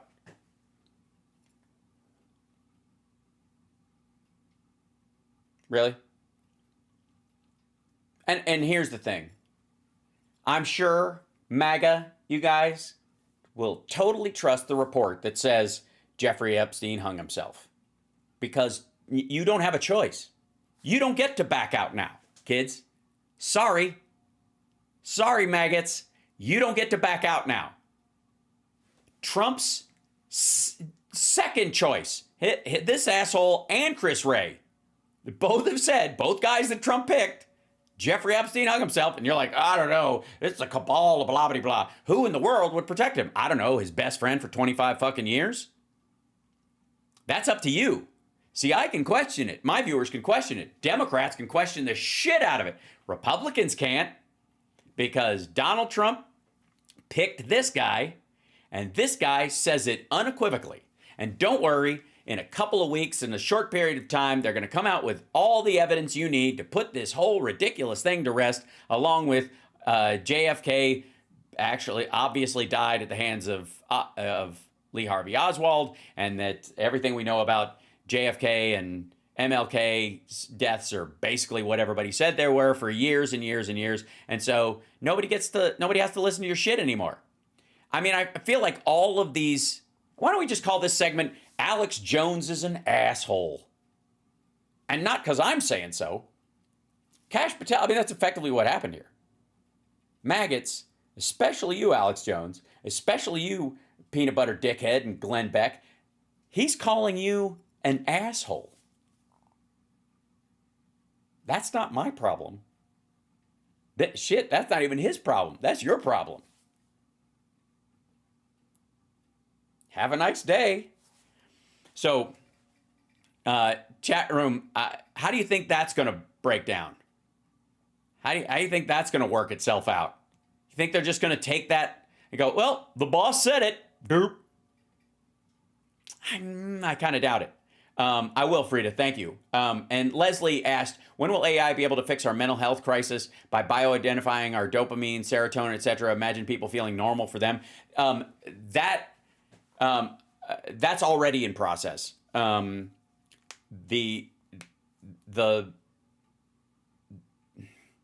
What's the best? Okay, so while there's Neuralink, and nobody's going to go fucking near that thing unless they don't have a choice because they are paralyzed and in a hospital bed. There are a bunch of other brain-computer interface kind of things that are working over through, some of which are more akin to, you know, those little glucose meters that people wear that stick to your skin and have a little needle, but they don't go into your fucking nervous system. Okay, there's going to be an equivalent hormone monitor like that, like they do with insulin, because of the advances in AI that will allow people to check their serotonin levels and may very well either trigger a creation of serotonin in your own body or dopamine and release those on a schedule, and you can dial it in so that you are, if you need to focus and work, you can dial up your dopamine the way people do with caffeine and other stuff, or you can dial it down if you want to relax and that kind of stuff, and it'll be on you could set it to the circadian rhythm and it will balance it to that, and then you don't have to wear the thing. That kind of stuff is coming, Leslie. And more and more, I'll give you an example. Okay, so I got the Oura Ring thing. I had one before and it vanished. I'm fairly certain a cat batted it under something, and I will find it one day, but it's gone. So they were having a sale, and I got another one because I enjoyed using it and tracking it. And I looked at a couple nights ago, because I've just started wearing it again, and it tracks your stress level and all this kind of stuff. And something spiked the shit out of my stress level. Like it was like, hey, buddy, you're stressed during this period of time. You should work on your mindfulness, because what the fuck was that? And I was like, what? I looked at the timing of it, and I was like, what the hell was happening? This wasn't while I was doing the show, which, by the way, my stress level goes way down when I get to talk to you guys. That's fascinating. Even though this is active work and a lot of thinking and a lot of effort, it still relaxes me. It's still good. But where it tracked off was like after I had finished the show one night, and it was just like the stress was all over the place. And then I realized I was watching hockey. We were watching the Golden Knights game. And my stress thing was like, oh, that makes sense. I was like, go, what? And hockey, unlike any other sport, is just this fucking controlled chaos. And so your heartbeat goes up and down, and you're like, I give up. It's too much. Oh, what's happening? Oh, it's so much. Oh, go there. Oh, right. It just ding, right? And it was all that. I was like, oh, okay, that was all during the hockey game. Makes total fucking sense. Yeah, push the button for the Ozempic burst. Yeah. That'll be another thing. Westworld series had that, like the controlled stressing. Yeah, I agree. Stress is good. If it's functional stress, and by the way, how it measures stress is really just like the irregularity of your heart rate and the irregularity of sort of blood flow and your blood pressure. And that's what makes you negative stressed, as opposed to just like when I was working out. I wore this when I was working out, and the little stress needle just goes dunk. While I'm working out, it goes to 0. It's kind of impressive, which is, again, another reason why you should work out. Even though it feels stressful, it's not compared to actual stress. So, just saying. That was this particular, it was just measuring my stress while I was watching the hockey game, and it was like, dude, are you okay?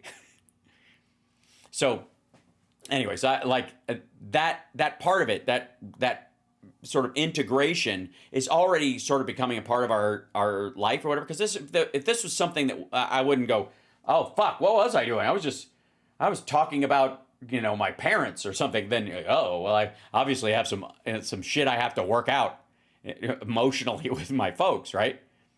But since it was hockey, I was like, oh, that makes total fucking sense, right? Now let me show you something else. That I know this is so terrible. Okay, hold on. Dun, dun, dun, dun. Try to move this out of the way and bring this in. Man, that MSN is great, but Jesus, the number of ads on the pages are just friggin' brutal.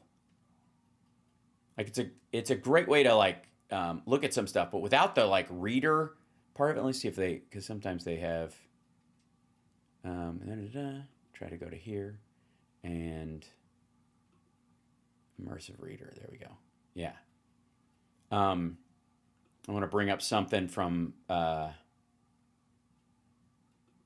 this is because it's like impossible to show it. Let's see, where's this? Yeah, yeah.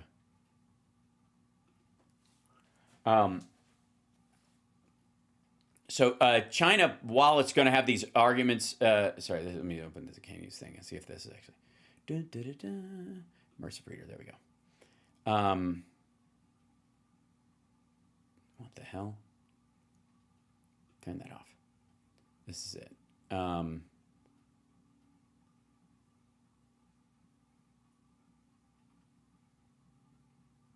are we? Trump's stupid plan in London for scorched earth policy. I don't know where these guys are coming.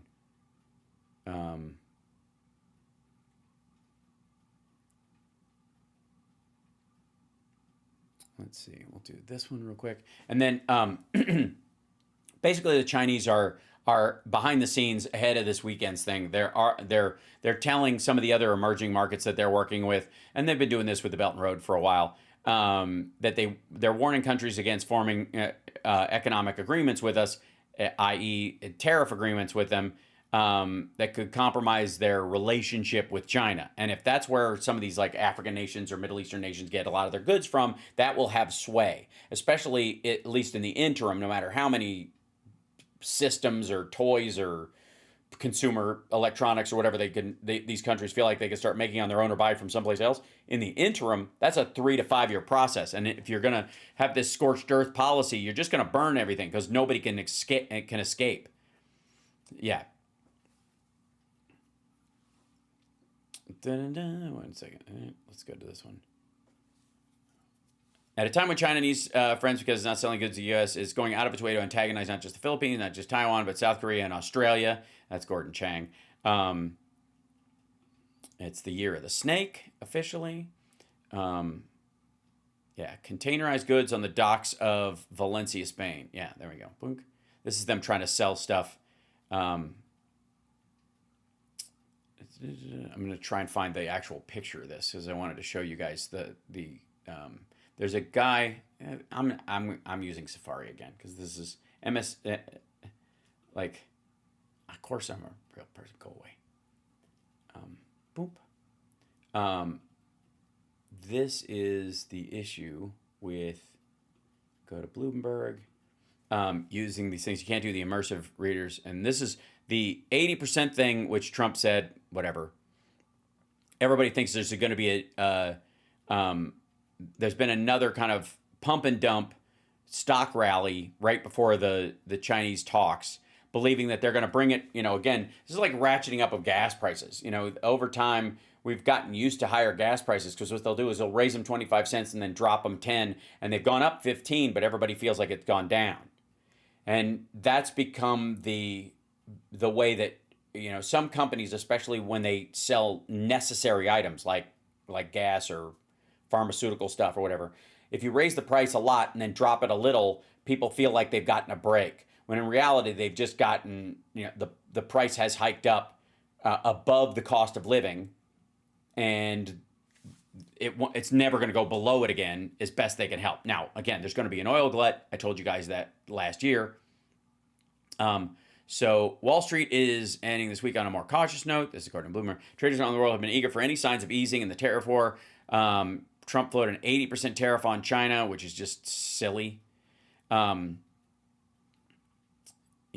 And so the S&P is like jagging back because it's largely electronics, and he's given breaks on all of them. He is literally, here's, you want to see how like Trump's shitting the bed and then basically rescinding everything he said. This is it. That's Liberation Day. Pow. And then this is exempting electronics. Burp, burp, burp. That's it. It's the S&P. That's exactly what happened. This is Trump artificially cratering the market and then allowing it to go back to normal. All this is lost wealth. This is accumulation of, hoping that people get back on their feet after and that they don't have to get out entirely because these companies aren't going to collapse. The S&P 500 is a group of companies. Some of them are just gone. They were wiped out by this or will never rebound. And then there are a bunch that are bigger than this that are going to, be able to either take over their market share, buy them up, that kind of stuff, which, again, helps Trump's friends. Even as the stunning American stock rebound is likely over, according to the Bank of America, Michael Hartnett, by the expectation, sell the fact. He says he does not see further gains as investors, quote, yeah, there it is. By the expectation, sell the fact. That's what's happening in all these markets. That's why they bounce up right before there's going to be talks, and so everybody starts jumping back in, and then other people jump back in to ride that wave up, and then they sell either right before they say it because he's not going to, 80% isn't going to fucking fly with the Chinese. This isn't going anywhere. And so they know that's going to go away. So buy into the ride up and then get out right before it happens. And you could argue that this pinch right here is exactly that. That's people going, he says he's going to announce these talks. And then this is the little thing like, we're going to have talks. It's going to go up a little bit. And then, this is not economic advice, but, let's see. About 24.8 billion was redeemed from U.S. stocks in the past 4 weeks, the biggest in 2 years. He said the economy will likely weaken. This is Barry Sternlicht. Said the economy will likely weaken even though the stock market has bounced back from Trump's major tariff announcement in early April. The markets have recovered shockingly to pre-Liberation Day highs, but that doesn't really feel right. Things like travel are clearly off. Like the actual numbers are fucked. Let's see. Trillions of dollars are hanging in the balance for American companies if they don't deal with it. Here you go. This is Jesus. Let's see, China, Meantime, a stock market indicator has entered a phase historically associated with the worst return prospects for the S&P 500 after trade fears grip financial markets and dim corporate America's outlook for profit growth. The worst return prospects. I can't, you have to be a pro subscriber for that.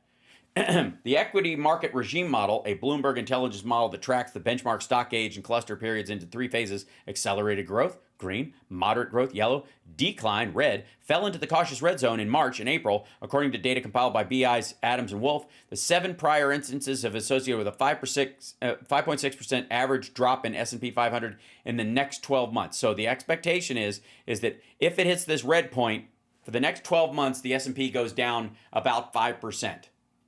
These are these jags along the way. It's going to drop this thing. It's going to lose that over time. Now, eventually, it grows and grows and grows. And again, I don't know who was president out of this. Here comes COVID. Here comes, this is where we are. There's Biden, drip, like that. And that would be the recession that everybody said we had but didn't have. That's the stock drop that everybody was lauding or whatever, which everybody saw as a correction because they looked at it as a smooth line here. And if you kind of take the humps out of everything, it ends up being like from here to here, like the line just goes and goes and goes until, and these numbers aren't just based on like Tesla stock numbers, which are meme numbers. These are numbers that are based on the actual price and earnings of these stocks, what they're worth, what they're selling for, and how never the twain shall meet again in some of these cases. So the fit has hit the shan, as they say, and none of this is going kind of anywhere. So also, what's the other thing that's happening when stocks go down, when they take a big shit like this, and companies know that they're going to take a big shit. They're talking to Trump. They know he's going to go through with it.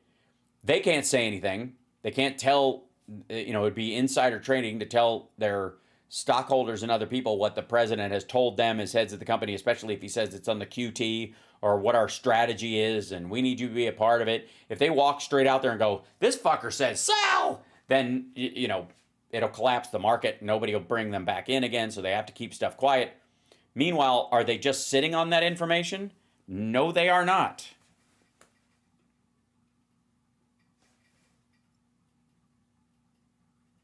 As people sell the stock that they own in companies, the companies that have been stacking cash on hand are going to buy back those stock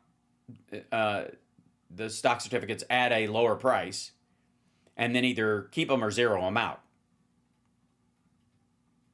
They, because they'll be, when they're not in circulation, they raise the price of the other ones, technically, I guess, because there's fewer in circulation. But, so Apple is one of the U.S. companies that has announced plans to repurchase shares during the ongoing first quarter earnings session. This is, I think, when did this come out? Yeah, this is May 6th. Okay. So they're planning to buy back their own shares at a historic clip, opting to return cash to shareholders and provide some support to their stock price in time of great uncertainty. So when you see like the stock price, people starting to buy and then other people jump in on that buy thinking the price is going back up, a lot of times it's the companies buying their own stock. So this isn't a wave of like, oh shit, we're getting back in, that we've hit bottom. It's that the companies think we've hit bottom, but they don't think it's going to go up necessarily. They're just buying back the stock at a cheaper price. That's where you see these drops that jag and fall, because these are companies buying these stock things back, not because they're investing back. They're not investing in their own company because they think they're bullish about the future. They're doing it because the price is cheap and it's worth less than they think it is.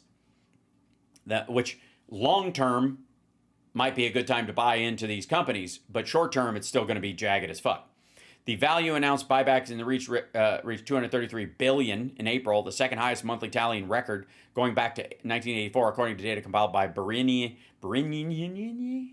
Associates. Data from Deutsche Bank, those fuckers, shows a similar trend, revealing a historic surge in repurchase announcements that are running more than $500 billion over the past 3 months. They're supporting their own stock by buying it with cash they have sitting around. Now, what happens to that cash? Is that the same as cash? If I buy a stock and they've got my money because I have a stock certificate now, if they use their own cash to buy it, is that the same thing? No. That's money they're taking off the table that they could use for R&D, for product development, for expansion, for, employee compensation. In the case of, a Trump-related company, HR lawsuits. Right? That's money they could spend elsewhere to improve or stabilize the company, but they're using it to buy the stock back because that's the best use of it right now, which means they are not expanding, which means they are not going to hire. If anything, they're going to fire people, take that money, and buy their stock back with it. Corporate heavyweights such as Apple, Visa, Wells Fargo, Delta, and 3M all announced plans to repurchase their shares during the ongoing first quarter earnings season. That's not good. That's one of those, that's the reality. That's gravity, ladies and gentlemen. That's the part that Trump is like, we're going to do so good. It's going to be awesome. Everything's going to be sweet. We're going to have so much shit. It's going to be great. That's because he thinks we're going back to the robber baron economy that we had in America. That's why. He thinks we're going back to the cigar chomping Al Capone days where the rich people sit around in smoke-filled rooms, all the stuff that Alex Jones warned us about that Democrats are interested in doing. This is how Republicans are going to do it. This is their whole thing. This is a country, a rich country for rich people, and at some point we got to figure out a way. Medicare and Medicaid are a way of firing the poor. Cuts to those programs are their way of firing the poor. Because that's how you do it. You cut off the funds they need to survive, and they die prematurely. And so you look down the thing, okay, how much are we going to spend on Social Security? Well, if we keep all these fuckers alive because of Medicare and Medicaid, and they live longer, they're going to get more diseases. That's going to be more expensive. Why don't we just put RFK Jr. and this dipshit Casey Means in charge of things, and then, you know, anybody who's stupid enough to buy their bullshit will die early, and it'll save us a significant amount on Social Security expenditures in the future. Because that's one of the ways you solve the Social Security conundrum, shorter lifespans. Obviously not for everybody. Shorter average lifespans, which means you make sure that rich people live longer forever if they want to, if you listen to Peter Thiel and that crowd, and poor people croak. Why are we even stopping them from smoking anymore? The lung cancer will wipe out a ton of them. Why are we even, I would argue that for a period of time, that's what the whole like fentanyl, oxycodone thing is, that, oxycodone and Oxycontin was like redneck raid for like upper middle class hicks to get rid of their shitty cousin or brother-in-law who's fucking up all the family gatherings. If he just he somehow uses heroin and crack and meth and all this stuff, and he just manages to survive, and it's such a pain in the ass. Can't he just OD and get it over with? And that's what Oxycontin and Oxycodone did for them. It helped them fumigate their family tree. It's gross. And there was this big shrug, like, well, you can't save everybody. I don't know. And by the way, there are people on the, far left of the spectrum, Portland, I'm looking at you, hashtag Rip Portland, and other areas where they legalized all drugs temporarily. They were meant to do it permanently, like hard drugs for personal use, and you can't get arrested for using them in the open. And overdose deaths went through the roof. If we can't get rid of these people, let's have it's like a chemical version of the purge. You know, if we just let these people have anything they want, they'll kill themselves a lot quicker. And even though like Oxycontin and Oxycodone, you can stop that kind of shit, or low dose fentanyl, you could stop with with any of the kind of like pharmaceutical interventions that are available. Fentanyl's so strong, by the time they get there, it's too late. By the time somebody finds, I think I have one of the inhalers around here somewhere, it's too late. They're already dead. So by the way, I just don't read into that these are just roads to hell that were paved with good intentions. I think a good portion of people were like, well, I mean, come on. If you just look the other way long enough on these things, we won't have to deal with these folks. They'll just do themselves in. We're at the end of the show. Shit. And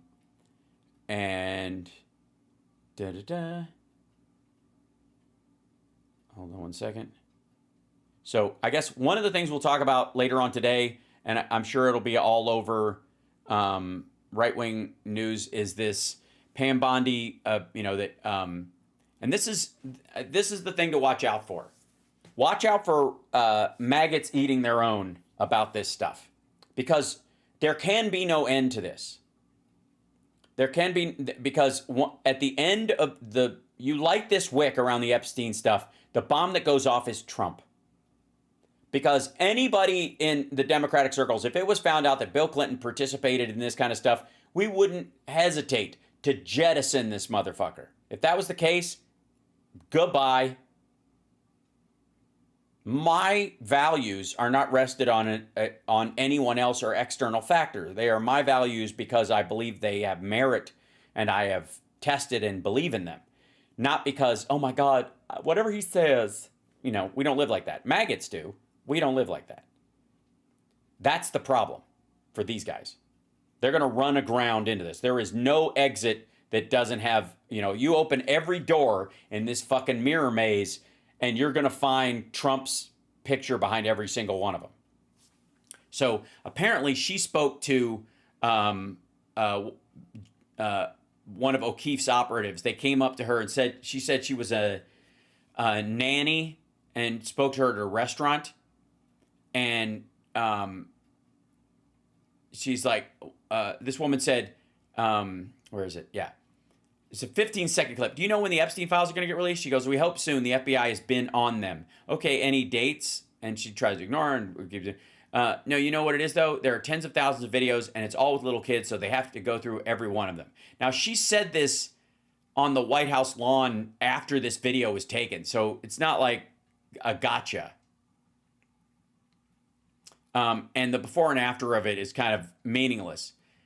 This has been the feeling for a lot of these folks for a long. Yes, of course there's videos, but here's the thing. I think she said later in the follow-up, there's tens of thousands of videos and it's all with little kids, so they have to go through every single one of them. Okay. Later on, she says of Epstein, I think, and what she said on the White House lawn was, there's tens of thousands of videos of Epstein with little kids. And so you have to go through every one of them. Everybody knows that's not true. First of all, Epstein liked preteen and like teenage girls. And I mean, it depends on your definition of little kids. But the idea is that he marketed in little kids for people who did like them.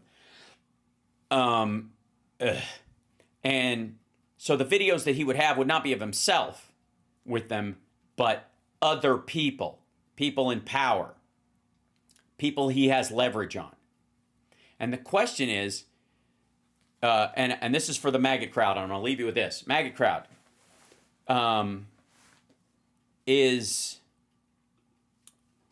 are some of your favorite people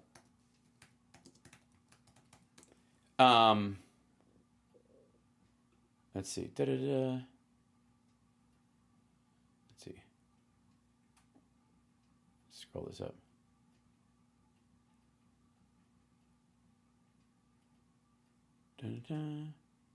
Yeah. Would it be anybody? I'll find the stuff and we'll talk about it later. But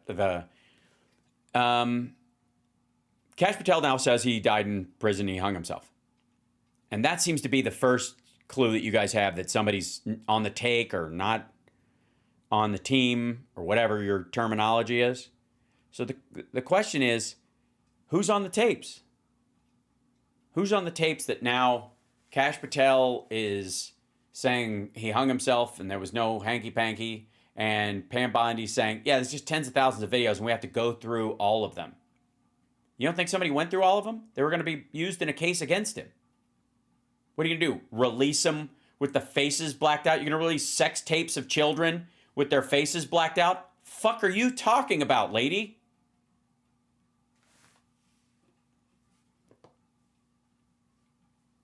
It's how does that settle it for anybody?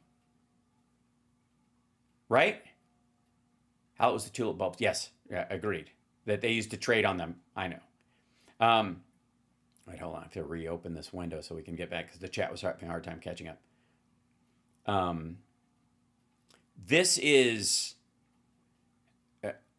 I just don't see. Yeah, the FBI, of course, they went through them because there was a legal case against Jeffrey Epstein that was going to go, that was proceeding, which means they already had what they had access to. The question is, where'd they go during that interim time? Are these all of them?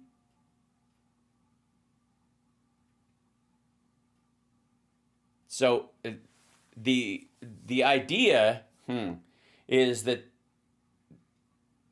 I just feel like the pressure they've put on, and they've been asking for this, they don't want the answer they're going to get. That's the problem. Maggots are not going to like the answer to the Epstein conundrum because Trump's all over it. And again, if any Democrat participated in any of that stuff, fuck them. Goodbye. If there was a celebrity I formerly liked and they were part of that shit, fuck them. Goodbye. Not a problem. Don't have to cling to it. Has not, like, I will be horrifyingly disappointed. I was never a Danny Masterson fan, per se. It was pedestrian. I didn't really care either way. But once the stuff came out about what he was doing, you think I was like, oh, that's a shame. He had so much potential as an actor. Get the fuck out of here. Right? So we don't have that problem on our side of the aisle at all. If you're participating in that stuff, shoo. Go straight to the basement of the jail and stay there. But maggots can't do that. That's the wall they are driving towards at top speed. There is no way to go through the entirety of the Epstein story without running smack dab into his deep and abiding relationship with Donald John Trump. And there's a point where in all of these files, once they come out, a couple of the things that are going to come up is, hold on. One time, let's see, Jeffrey, I'll leave you with this. I promise I'm going. I know it's a Midwestern goodbye, but wait. Hold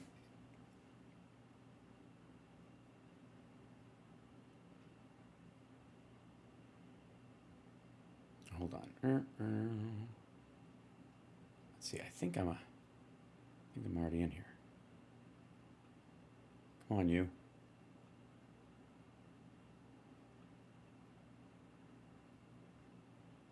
Yeah.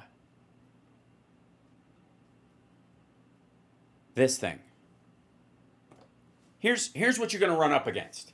Here's the wall, maggots. This is what you're going to hit. Remembering the time, and by the way, it was more than the time, Jeffrey Epstein rode on Donald Trump's plane. And the reason is because there was a reporter like following him around.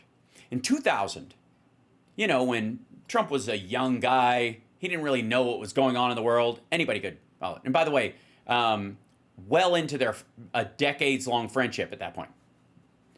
In 2000, Donald Trump grew irritated as he sat on his plane at LaGuardia Airport, waiting for a tardy Jeffrey Epstein to arrive. He fumed to his sister, brother-in-law, and a reporter who was present. A reporter was there when Jeffrey Epstein was catching a ride on Donald Trump's plane. Where are the Trump flight logs? You think he was the worst guy that Trump ever flew on his plane? Or just kind of par for the course? The group was headed to Mar-a-Lago. The scene, which was described by Michael Corcoran as in a profile of Trump published in Maximum Golf, illustrates just how friendly the president and Epstein were at the time. Wearing his trademark dark blue bespoke suit and white shirt, Trump paces an aisle of his plane, tugging at his tie like an accountant at 11:30 p.m. on April 15th. Never be late for someone else's plane, Trump says, his facial expression showing a mixture of annoyance and bemusement. The offending party is stuck in Friday rush hour traffic. Rush house? Whatever. Come on, Jeffrey, where are you? Trump says. He's talking about Jeffrey Epstein, another wealthy and well-known man who is traveling with Ghislaine Maxwell, the daughter of the late media baron Robert Maxwell. The couple finally arrives, Epstein wearing an orange sweatshirt and jeans and Maxwell sporting sunglasses and fashionably tight pants. Trump brightens and gently chides them for giving their tardiness.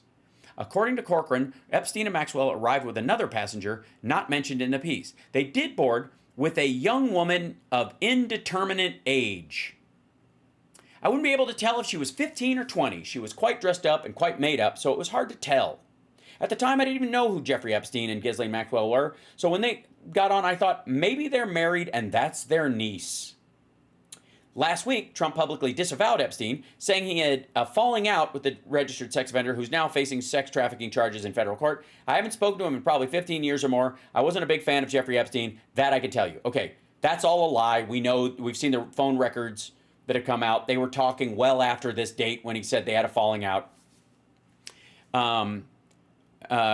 In the summer of 2000, Maxwell allegedly recruited 16-year-old Mar-a-Lago employee Virginia Roberts Jeffrey to be one of Epstein's sex slaves, according to a lawsuit Jeffrey filed against Maxwell. She's the one who committed suicide last week. Trump's relationship with Epstein, by the way, she worked at Mar-a-Lago. She was 16. The fuck is Trump having 16-year-olds working at Mar-a-Lago doing? What are they doing? What are they doing? Trump's relationship with Epstein stretches back to the 1980s. In 2002, the 2 years after the profile, he called him a terrific guy he'd known for 15 years. It's even said he likes beautiful women as much as I do, and many of them are on the younger side, like the one he and Ghislaine brought on the fucking plane. Now, we would know who that girl is if we had the flight logs, allegedly. Do you think maggots are going to want to know Trump's flight logs during the period of time he was friends with Jeffrey Epstein? What about times his plane was used or he loaned it to somebody, just like Epstein did? When you want to know that? No, they don't. And on that note, I will see you guys this afternoon, because if I start down this rabbit hole, we will be going down that for the entirety of the day. Because holy shit. The misplaced logs, exactly. Sure they are. Sure they are. But, and again, I would like to reiterate, this is not our burden. We don't carry this shit around. Trump does. And that means all of MAGA does. My advice to them, if you want to keep liking Donald Trump and you want to keep saying people have Trump derangement syndrome, stop digging. Don't ask any more about the Epstein files. We're going to keep asking, but you shouldn't, because you are not going to like what you find.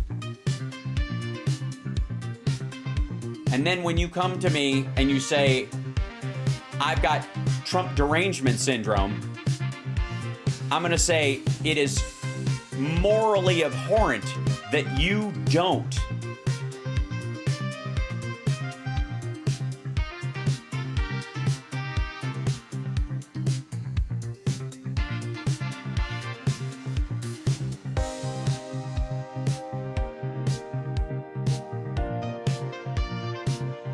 Thanks for subscribing, everybody. Hit that like. If you're watching, just subscribe, will you? You can do it. Hit the subscribe button. Help us grow our numbers. Share the clips out if you would, or if you're already a subscriber, help us in any way you can. And if you can't be bothered, it's enough that I actually have you in the audience. I'm just happy you're here.